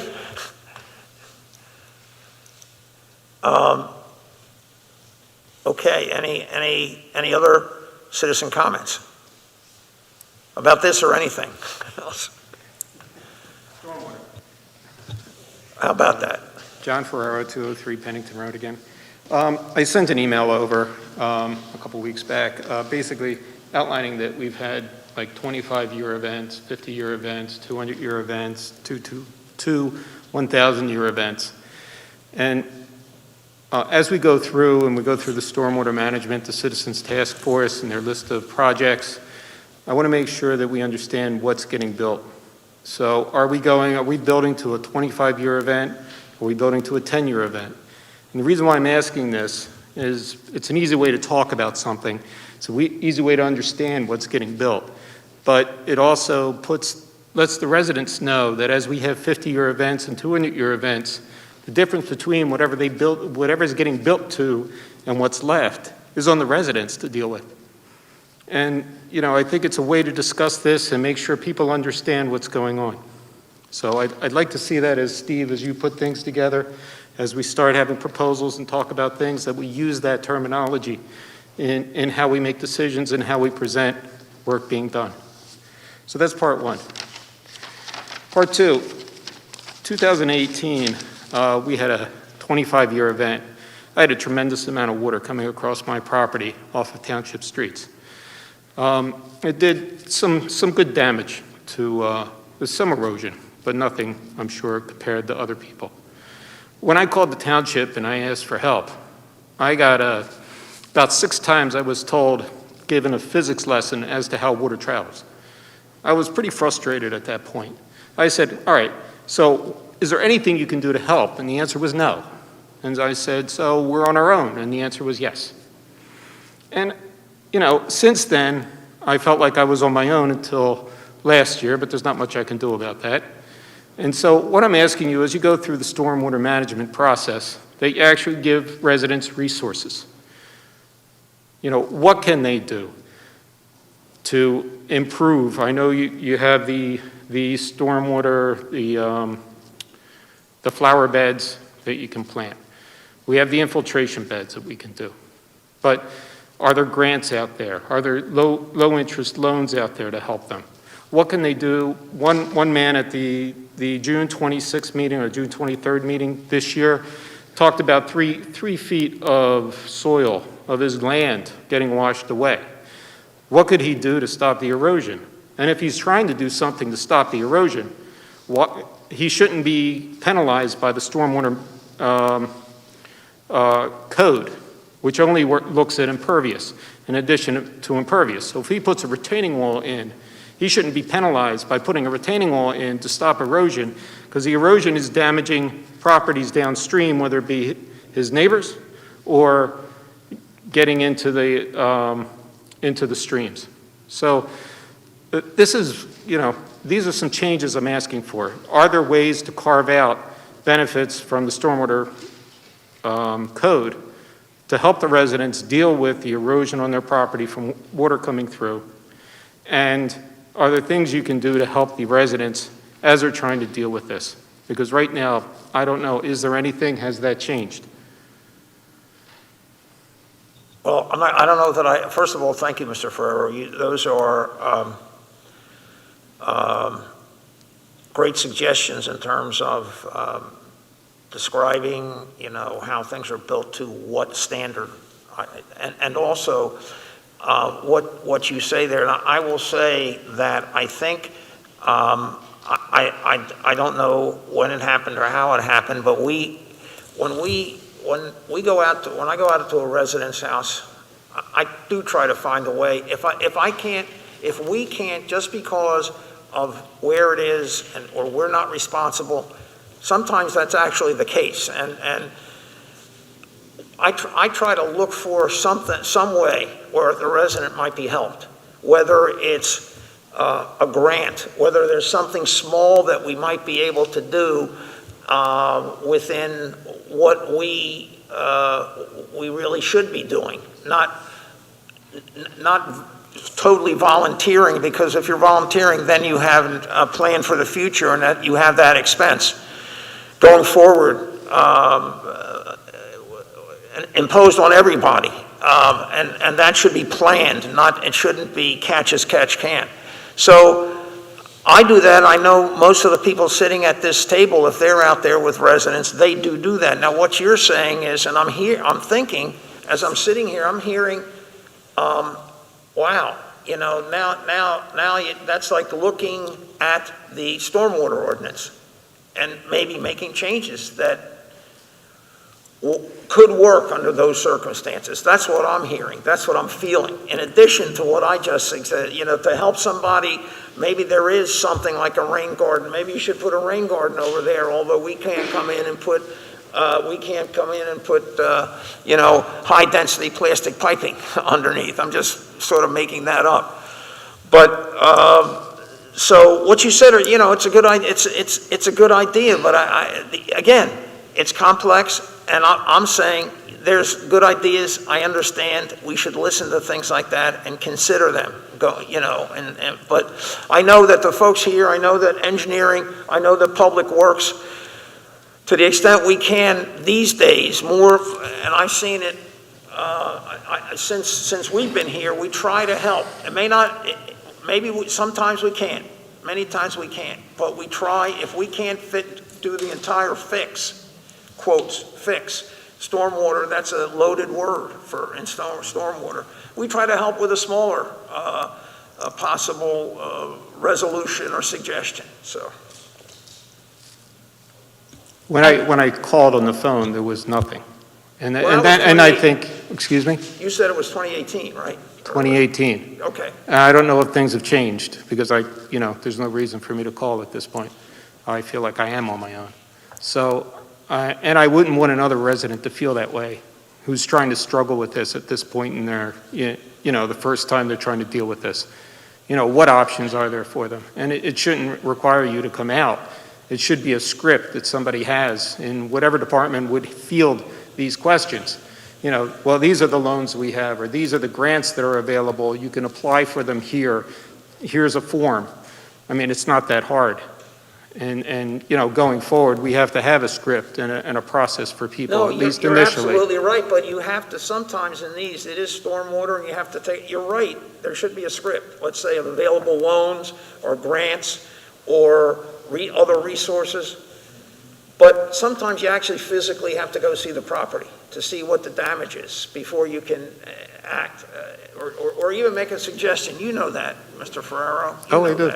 I do. So, okay, that's that, okay. And I think education overall is going to be a big focus going forward. I know it is on our EAC and our task force, trying to help equip residents with understanding what different tools they have and they can do on their properties. But in terms of individual problems, I think we've been trying to shift the way that we handle situations to how can we help with our limits right now. And going forward, we're hoping to be able to expand those limits as we are taking on funding mechanisms.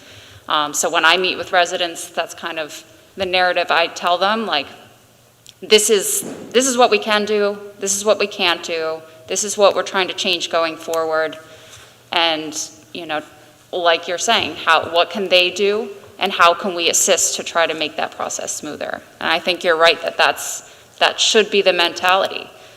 This problem is not going away, it's only getting worse. It's our single most biggest problem in the township, so. And I like the idea that you said of being clear when we have projects, how big are we designing this for? To be clear to residents. Also, then when a big storm comes, well, it didn't do anything. Well, it did. It wasn't designed for that level. So I like that idea of including that information. One other thing is I did hire an engineer at one point to help, make some suggestions. And I had asked the engineer, can you consider the water coming off township streets?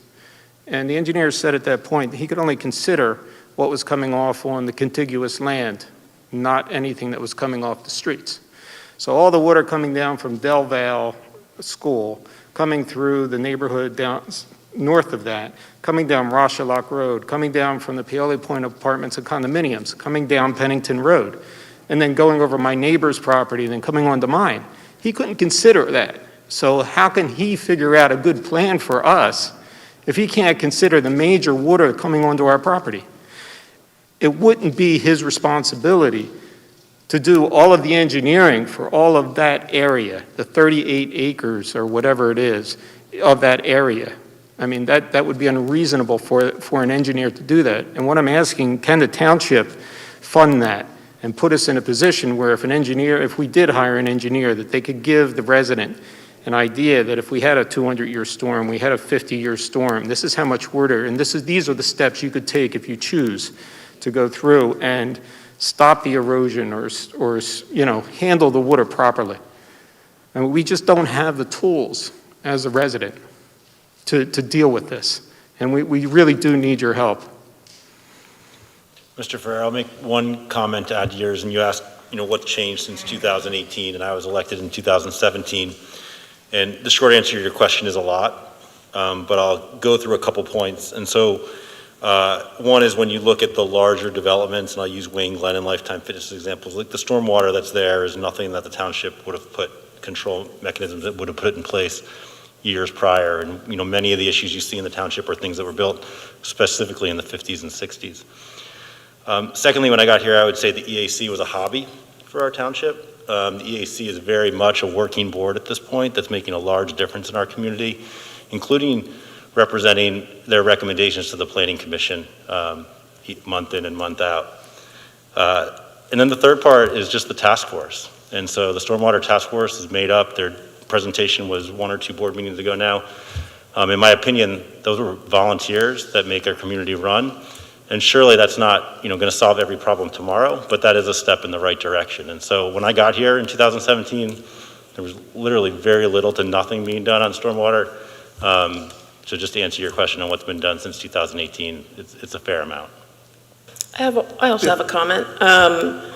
One thing I had noticed when researching the issue, and I, as a citizen, came before the Board of Supervisors in about March of 2019 and asked, what do we do about the stormwater issues? Because at that time, the township had a stormwater committee designated, just like the EAC committee, Parks and Rec Board, but they hadn't met in 3.5 years.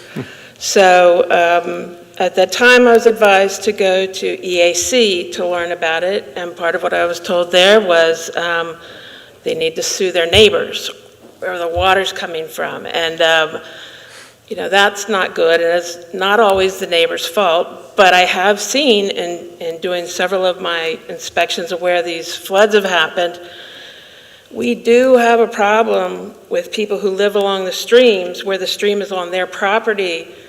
They leave junk next to the stream, or they leave great big logs from trees they've cut down, and when the water gets high, it's carrying all of that down, and in some cases, these huge logs are causing the damage to what they hit.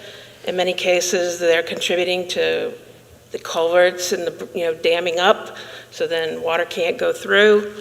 I've seen several instances of streams that are full of stuff that shouldn't be there, that flattens out the water. So to some extent, I'm thinking we need to do something about some kind of requirement that people dredge it, or at least remove all of this matter from the sides that ends up going away with the water, because it's a huge danger and it contributes to the problems. So I've definitely seen it, and when somebody says, well, where's the water coming from? The answer is uphill. It's coming from uphill. So I think it's in some cases very difficult to determine whose property it came off of, who's ultimately responsible. So at some point, it doesn't matter. Yeah. It just is. I understand. Let me just say one thing that I forgot to say, Mr. Ferraro, that we met with the task force, the stormwater task force. Now, and we said to them, and we agreed. We said, hey, you know what? We got these big projects. We got very big projects that were done. We have very big projects on the planning. Let's see if we can do some lower complexity things neighborhood-wise. Now, that doesn't directly go to you, but neighborhood-wise, or what, a couple house-wise, this kind of thing. So we have a list, and I think Fennerton was on the list somewhere, I don't know. We have a list now that our public works, basically, unless they're really swamped somewhere else, they go out and they knock off a couple of these, and it could be inlets, it could be a small clogged culvert, it could be a road, asphalt that's raised and blocking the inlet, the inlet. They take that down. And I know that doesn't sound sexy, okay? It's not like we just put in an infiltration basin, but it sometimes can help a particular issue. So that's one, in addition, that's one thing we're doing, and we have it listed on our website, areas, and hopefully we'll start actually updating it, which have been done or not done. So I know that some folks where we've visited people, and they had their own specific problems, that they saw that we had done something up on the hill that was right on top of their slope that came right into their deck. And they could see our folks working up there. The point is, that's the kind of thing we're doing. And lastly, and this is probably repetitive, fortunately, we said it 3 or 4 times here tonight, so we're going to have to do it, which is we're going to have a report, and we're going to have going forward. And that's forward doesn't mean 10 years forward. It might, depending on what comes out. But there has to be funds up front to do certain things that we have to do. The bigger project, like you talked about, what the project that you sort of described there, unless I missed it, that was a mega project. That's a mega if you're doing all the kind of stormwater management. But we have that planning, that we're going to do. So there's a mixture of what we're trying to do. Low complexity, high complexity, starting out in Stratford Park as we passed today, and we're on our way doing that. Not near you, but it's the concept. So this is absolutely on our radar. And also, responsiveness is on our radar. We're trying to, we can't get to every place instantaneously. But we have it on responsiveness. It's better than it used to be. We follow up, and we're doing our best with our residents, and we know it's hard. This is a complex issue. There is no easy fix. I wish when I go up and I see some of these things that I've seen, where water up to the first floor, a house coming down the hill onto Yellow Springs Road, your heart aches for that. You can't, there's no words. So you see that, and we are trying to handle these situations and do the best we can. And I'm not, so I just wanted to make sure that you got that lower complexity. I call it lower complexity as opposed to smaller. But yeah, we're doing it, and we're looking to the future, and we're looking to different funding mechanisms. So that's where we are. And we know we had a problem. There was apparently a problem. I don't know. I wasn't in the position that I am right now. But the responsiveness issue is heard. Okay, I'll leave it there. Okay. I would like to respond as well, Mr. Ferraro. You and I have exchanged email last year with regard to your water issues, and part of my problem, I would say, is I've been looking for a magic wand, but I mislaid it somewhere and I can't find it. And the problem really is we've had 50 years of mismanagement with regard to water. Let me not say mismanagement. Let me just say neglect.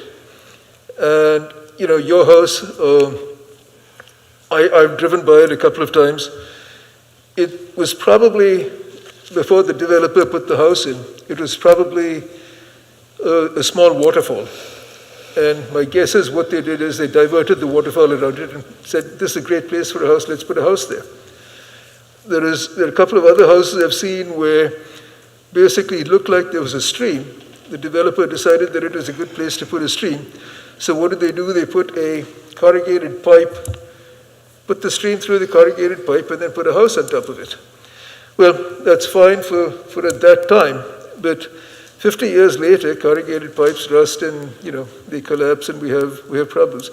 And there are issues like that throughout the town. I know that I have personally visited a number of them over the last month, and in fact, in one case, there was actually a house where there were several hundred tons of rock that came down a mountain and diverted a stream going through the house. Sure. The other observation I will make, so one is that we have the 50 years of neglect of the issue. The other observation I will make is that, and again, my background is engineering, but not this type of engineering, a different type of engineering, which is that to get a 90% solution versus a 99% solution versus a 99% solution, each time you look at that, you're probably adding about a factor of 10 to the cost and complexity. And what that means is that if we look at the town, I would dearly love to have every part of the town handle a 1,000-year storm, of which we seem to have a couple every year. So time passes quickly when you're having fun, right? But we can't do that because there are so many of them. So what we have to do is maybe come up with with a whole set of 10-year solutions, and then go back and come up with 50-year solutions and whatnot. Because sometimes I feel with the stormwater issues that like a big sheepdog running around in circles, getting all the sheep kind of herded together, because there are so many of these issues around town. So we just have to tackle them rather than kind of doing them piecemeal. The Stormwater Committee did a yeoman job, and I see Ray Clark in the back of the room and Ann Murphy, and I really would like to appreciate and really appreciate the work they did. What they've done is sort of come up with a way to prioritize the effort in terms of maximizing the return. So we're following through with that. We've got some short-term funding. We've got some projects. Again, the magic wand is missing. We do have some longer-term issues in terms of trying to find long-term funding solutions and long-term sustainable funding solutions, but we're working on that. And you're not going to get the same 50 years of neglect that you've seen before, but it's going to take time to solve everything. So, and for that, I realize that saying we're working on the solution doesn't help if you have water coming in through the windows, but we are where we are. I understand, and I appreciate that. And the Stormwater Task Force has done a really nice job, but there's a disconnect between what you're trying to do and catch up with what could have been worked on over the past 15, 20 years, and what the residents are going to be dealing with. And the residents need help. And that's what I'm really talking about. First was the communication. The second was what resources are we going to have for the residents to help them bridge that gap between what's not built, what will be built, and the storms that are going to be coming through. And it's what resources do residents need, or their engineer needs to help them. So I think that's all I'm asking, is that you think about those as part of the plan, on top of what Ray and Ann's team has put together, the task force has put together. And by the way, if I may paraphrase that in a different way, could we do a better job of communicating what we're doing? And the answer is absolutely unqualified yes. We could do a better job of communicating. Okay, thank you. Chairman Wozaki, I have one more comment regarding something that Mrs. Van-Yaris had raised, and that was regarding the engineer's report regarding the fire trucks and the turning radius. I remember in early 2020, I had questions about that too, and I had met with Mr. Burgo, and he explained it to me of which laws or rules and regulations applied to the matter and what the truck usually was used in figuring that out. And it made sense to me, and I was satisfied with his answer. But I think that's something that we've never put out there for the public to see so that they can be satisfied as well. We know that they hired an attorney and an engineer, and I think the township's response was, we disagree. without giving them the specifics of why. So I think it would help settle people's minds and they would feel more respected if we could put out the reason why the township's engineering assessment was the right one, and why the township disagreed with their engineer.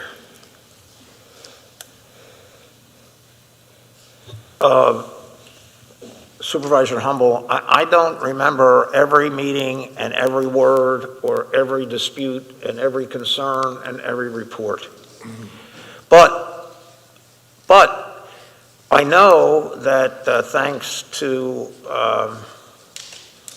the RAs, thanks to the gentleman who's going to speak next, that we covered the waterfront, and I actually remember this being discussed on this, agree or disagree. In other words, and I remember, and I don't know, it was some national fire code. It was some national fire code. I don't know the details. I don't remember that.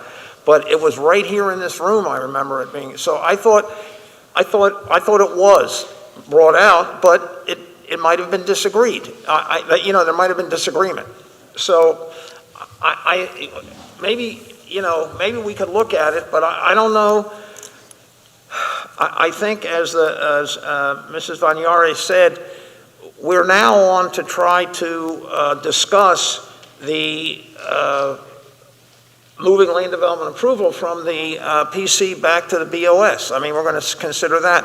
This project was approved. It's being held up now, probably pandemic, probably economic, probably a whole bunch of stuff. So I don't know if we could find that and resurrect it, or we should do that, but okay, I will, I'll talk to Steve and we'll see what we can do. I believe Mr. Burgos keeps really good records and, by issue, and certainly it wasn't a very long discussion we had before he had, satisfied me as to what we did. But like I said, I'm not sure that the detail was ever presented to the public. And I would assume that it's public information, so I'm hoping that we can do something I don't know. That's to offer true. it up. So I'll talk to Steve, you'll talk to Steve, we will get the information. I just felt, I remember, maybe it wasn't that direct, but I do remember there was a pretty down, about as far in the weeds as you could get in this situation. I just remember that. And I believe there was disagreement, and that's okay. But even after that kind of discussion, I don't know whether it was Steve, I don't know how it got done, but we'll look into it. We will do that, Sharon. Thank you. Yes. Good evening. My name is Jay Halsey. I live at 1625 Russell Road in Paoli. I thank you all because I know you've been really hammered by the water problems in this township, and you've been putting a lot of hours into it.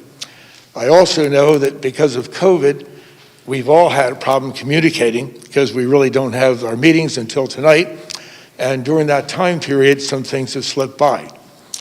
What I would like to reconfirm to all of the people here, that we have many members who have grouped together and have expressed their ideas to a group which at one time was against the ALF on Russell Road, but now is communicating as to things that are happening in the township that they would like to see changed.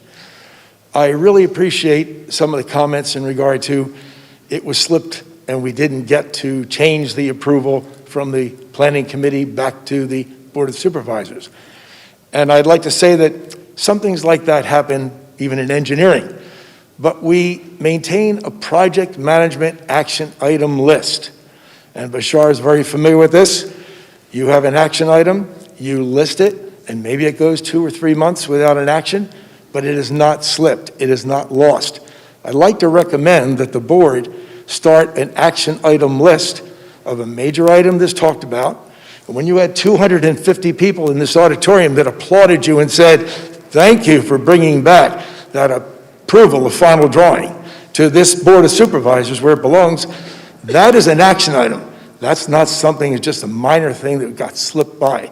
And I'd like us to develop that concept and procedure in the future so we never have to face this situation, because here we are 2 years later, We're coming into November, a time for change, and we have not seen any fulfillment of our promise to have this change made. We also talked about term limits, which we'd like to see indoctrinated into not only the Planning Committee, but the Board of Supervisors. There is no reason that we say Pearson should be 8 years plus. You've done your job at 8 years, some period of time reasonable. Let's have a term period for both of those organizations. And thirdly, it's very important to us because many people, and you probably felt it, were just totally unaware that the vice chair of the Planning Committee was married to the lawyer representing the developer. And in many cases, he represents developers for other projects. You assign these people to that Planning Committee. We'd like you to start using a selection period where you don't put people on the Planning Committee who are closely associated in relationship or a shareholder in those developments. It just doesn't sit well with us, and I don't know if it sits well with you, but it does not feel good to us. And one note, I would like you to really look upon listening to the comments we make. And when I made comments to you 2 years ago about the ALF and the fire engines could not turn in, our engineer did the study, he put it on a computer sheet, did the diagrams, put it on the computer. The fire engine could not get into the ALF from Russell Road. I think it was you, Mark, who said to me, you know, we've heard too much from you, that's enough, we don't want to hear any more. And I understand that there was a fire at Atwater and the fire engine couldn't turn into the radius, could not get into the field. So let's listen to people and let's look forward. And if you have a problem addressed, you should look at your other projects, not just the one project you're working on. It should not be slipped. Maybe we need a more senior engineering review. Thank you very much. I would like to comment on that. Engineer Halsey, you and I have had some exchanged email about this. The township does not go out to find people to appoint to positions. We choose from the people that volunteer to step up. Now, obviously, in this case, what has happened is the volunteers have been people who were in the real estate business. I would dearly love to see a plethora of volunteers stepping up when there are openings so that we have an opportunity to choose. But if there's one opening and one volunteer, you don't have a choice. There's one opening and one volunteer. I agree.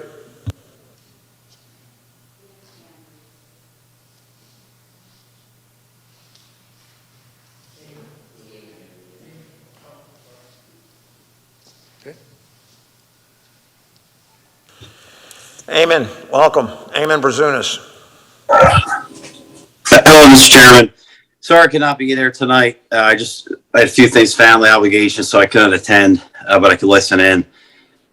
Just real quick, and I heard the comment earlier, and I heard it again mentioned by Mr. Halsey. I'm not sure where this has started, that when the Atwater fire occurred, which I was in the command post, with Chief Tredyffrin Paley, that fire trucks couldn't access the scene. The problem there, without getting a dissertation about what happened at that fire, was that we had a building under construction that wasn't completed and had a heavy fire load in the basement, which is essentially all the cabinets for the building that were being stored underneath, that caught fire accidentally due to a heat source that was too close to some of the cabinets, and the fire started. So I was there. I was part of the command staff. We did not have an access issue with fire apparatus at that scene. We had ladder trucks in the front, which is Berwyn. We had ladder trucks in the back, which included Paoli.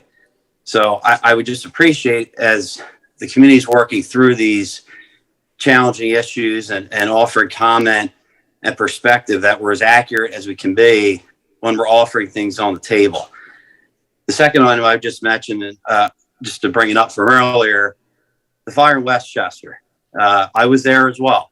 I was in a support role with Chester County Incident Support Team. And a comment was made, somehow trying to tie the fatal fire there into what's going on Russell Road, or possibly other projects or ALFs in Tredyffrin Township.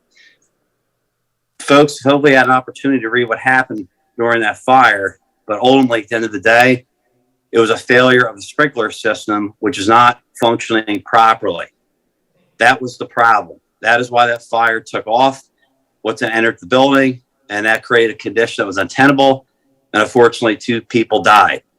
That was the main problem with that fire. And just to clarify that, Mr. Chairman, thank you. Thank you, Mr. Brazunas. I'd like to respond since my name was mentioned. Mr. Brosnas, there's many times we've made statements and you have made statements contrary to support the board. I'm not sure what your motivation is, but one good question to you is, why did you allow an occupational permit for people to go into that building when only half of it had a fire protection system working? Why did you not hold until you had a full fire protection system for a building? Why would you allow half of it to be occupied? Second, there were people who were at that fire directly who said to me they saw that the fire truck would not turn into the radius of that building. So I dispute your words. Yeah, well, you're incorrect, Mr. Halsey. This isn't a debate. You're wrong. Thank you.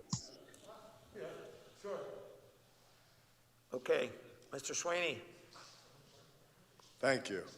I just wanted to echo Mr. Ferrara's comments in that all the residents that have had these stormwater scenarios have the similar frustration that Mr. Ferrara experienced.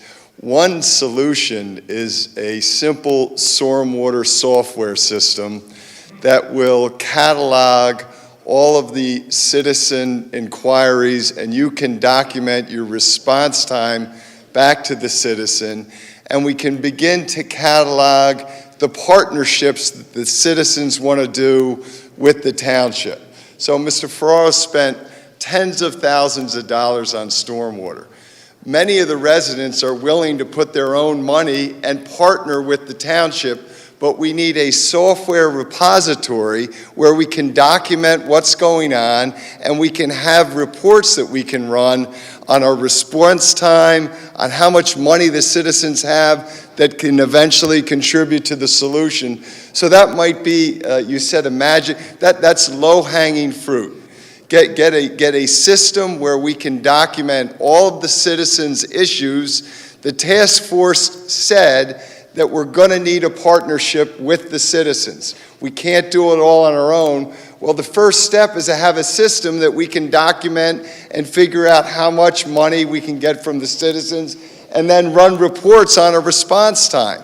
So instead of calling 6, 7 times to the township, never getting a call back, or getting a call that says, you know, it's your problem, we can start to flip it around and be proactive in the partnership with the citizens. Stormwater, all of a sudden, there's an election coming up, and it's just the biggest issue. And for years, never heard anything about, for 3 years, residents are trying to get their property fixed, nothing happens. Now it seems like it's the top issue, so let's start with a software system in the township. Regardless of how the election goes, with that, we can begin to partner with the residents and address the problem. Thank you. Thank you, Mr. Sweeney. Mr. Martin, do you remember when we put the stormwater task force together? Maybe I'm getting my dates mixed up. 2019? Yeah, 2019. Okay, so it wasn't 2021, November or October of 2021 that we put that together? No, you had the first discussions, I think, fall of Thank 2019. you. That's all.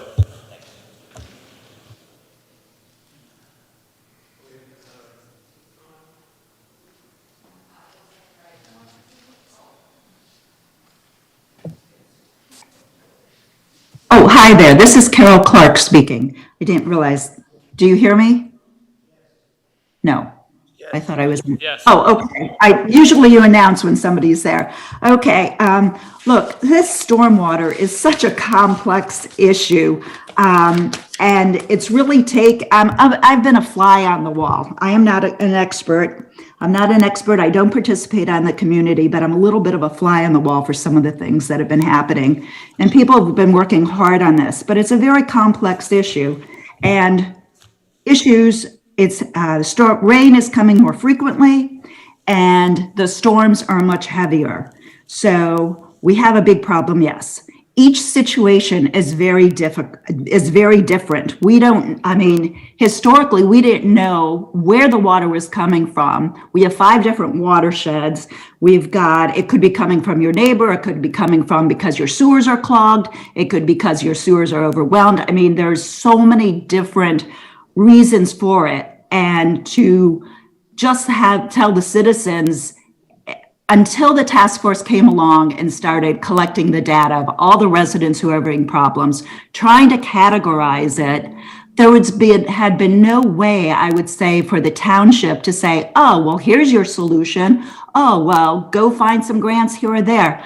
The concept going forward that has been proposed is a good idea, but you need a basis to start with. And I think the stormwater task force, by categorizing the types of problems that are out there, understanding how many there are, and what various potential solutions has been wonderful. And they just are releasing their study now after many years of hard work. And now going forward, we would be able to say, oh, Mr. Jones, you live at such and such place.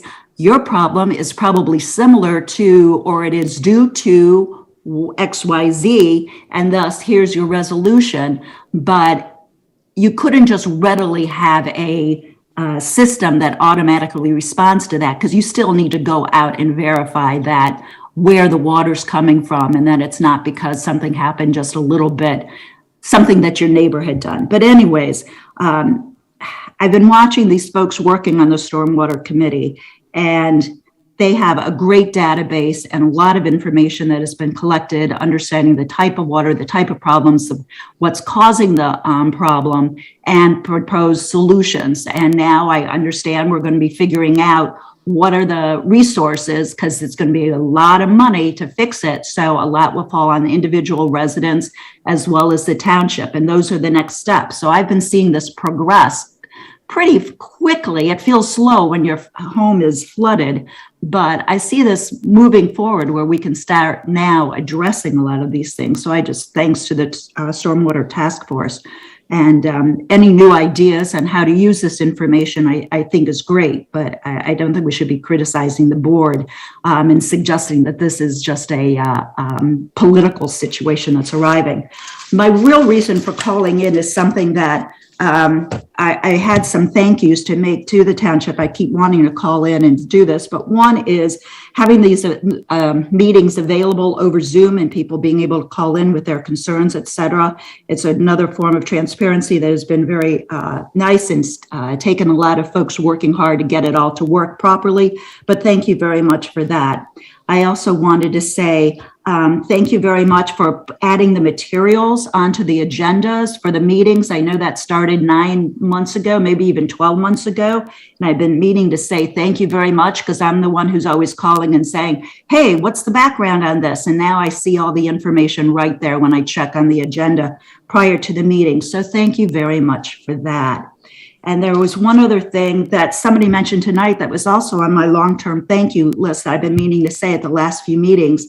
And that was, I've noticed in the past year, you've been announcing whenever there's an opening on a township committee or board meeting or board.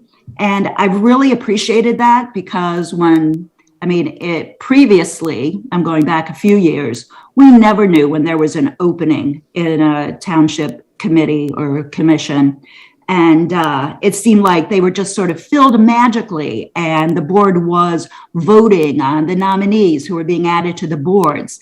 But thankfully, over the past couple years, because of this board of supervisors, we hear when there are openings, and we also know who to send resumes and let them know we're interested in being involved in one board or another. So anyways, thank you so much. Didn't want to delay the meeting too much longer, but thanks for the improvements in transparency. Thank you, Carol. Mrs. Clark. You have another virtual comment, or do you want to take a public comment? Let's do the virtual. Let's do the Amen. Mr. Brazunas. Chief Brazunas. Sorry, my apologies. Just one thing, just so we're clear on the record here. As far as use and occupancy permits that was mentioned here, the 3 fire companies that service Tredyffrin Township, that's Radnor, Berwyn, and Paoli. The fire companies do not, I repeat, do not have the authority, good, bad, or indifferent, to issue use and occupancy permits. That is generated from the municipality, otherwise known as the authority having jurisdiction. That's all, Mr. Chairman. Thank you, Chief. Any other citizen comments?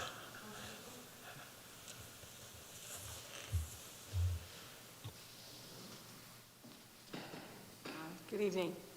Ann Murphy from the Stormwater Task Force. I just wanted to respond to quickly to a couple of the comments. One about the suggestion for the software. We were just discussing today, Ray Clark and I with Steve Burgo, how it would be really good if we could get the comments into acquire some sort of software which would allow the township to track the problems and the responses. So I think Mr. Sweeney's suggestion is something we were discussing today. And then also, with this whole issue of trying to control the larger storms, right now the regulations are based on the 2-year storm, which historically has been like 90% of the rainfall. So when a resident builds an infiltration basin, that's what they're required to design for. The problem is if you go to a bigger storm, you're requiring the residents to install an even bigger system, which is a lot more money. So even though it sounds good on paper, when you start looking at the reality of saying, why don't we just do a 25-year storm? And that's not the recommendation from the Pennsylvania DEP anyhow, it's the 2-year storm. So we'll talk more about that when we talk about ordinances, but it's a much more a complex issue than just saying, let's capture more design for bigger storms. So that's my comment, thanks. Thank you, Ann. One comment about it's been working with the Citizens Stormwater Advisory Task Force since, I don't know, and there's conflicting dates, April 2019, October 2019, whatever, since we, when this board, with the initiative of the citizens, created the Stormwater Task Force, has been great working with them. There was like a semi-hiatus in 2020, unfortunately, but work still got done. Lots of work still got done. And they have a tremendous body of information that we will use going forward. And we will be, I know that they're probably pretty happy to put in their final report, but I don't think we're done using the information or working with you folks. I certainly don't want that to happen, and nobody on this board wants that to happen. So I just wanted to say, I say it a lot, and I wanted to say thank you again. Tremendous work, even with the, not even with, but getting down to the tree ordinance. That's important. It's something that we haven't had here in Tredyffrin Township that we have to have. And you guys, you know, took the initiative, and we're going to be looking at it through your eyes and working on it that way. So that's great. So thank you. Any other citizen comments?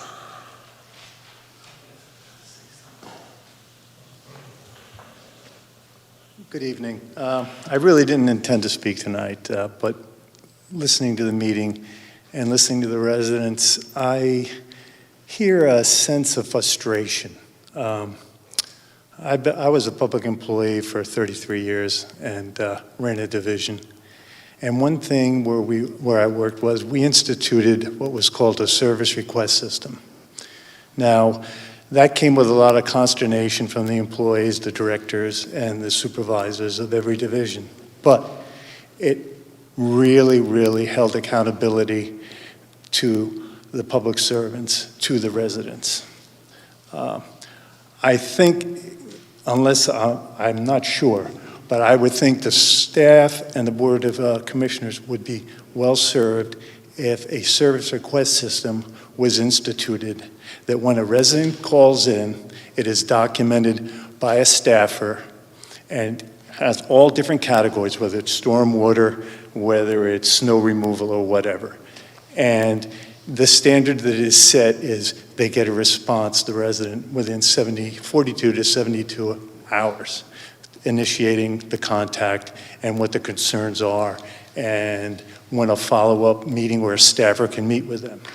This will alleviate, I feel, a lot of stress with the community. This community is doing nothing but growing. We've been here since 1983 to now. And it can only help the staff and the Board of Commissioners have better communications and accountability when the township is going to react to certain situations. Thank you. Thank you.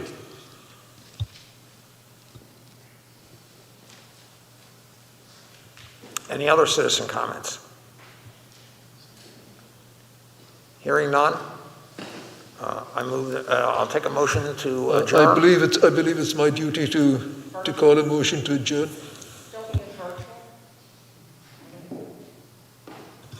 Second? I don't know what just happened, but all in favor say aye. Aye.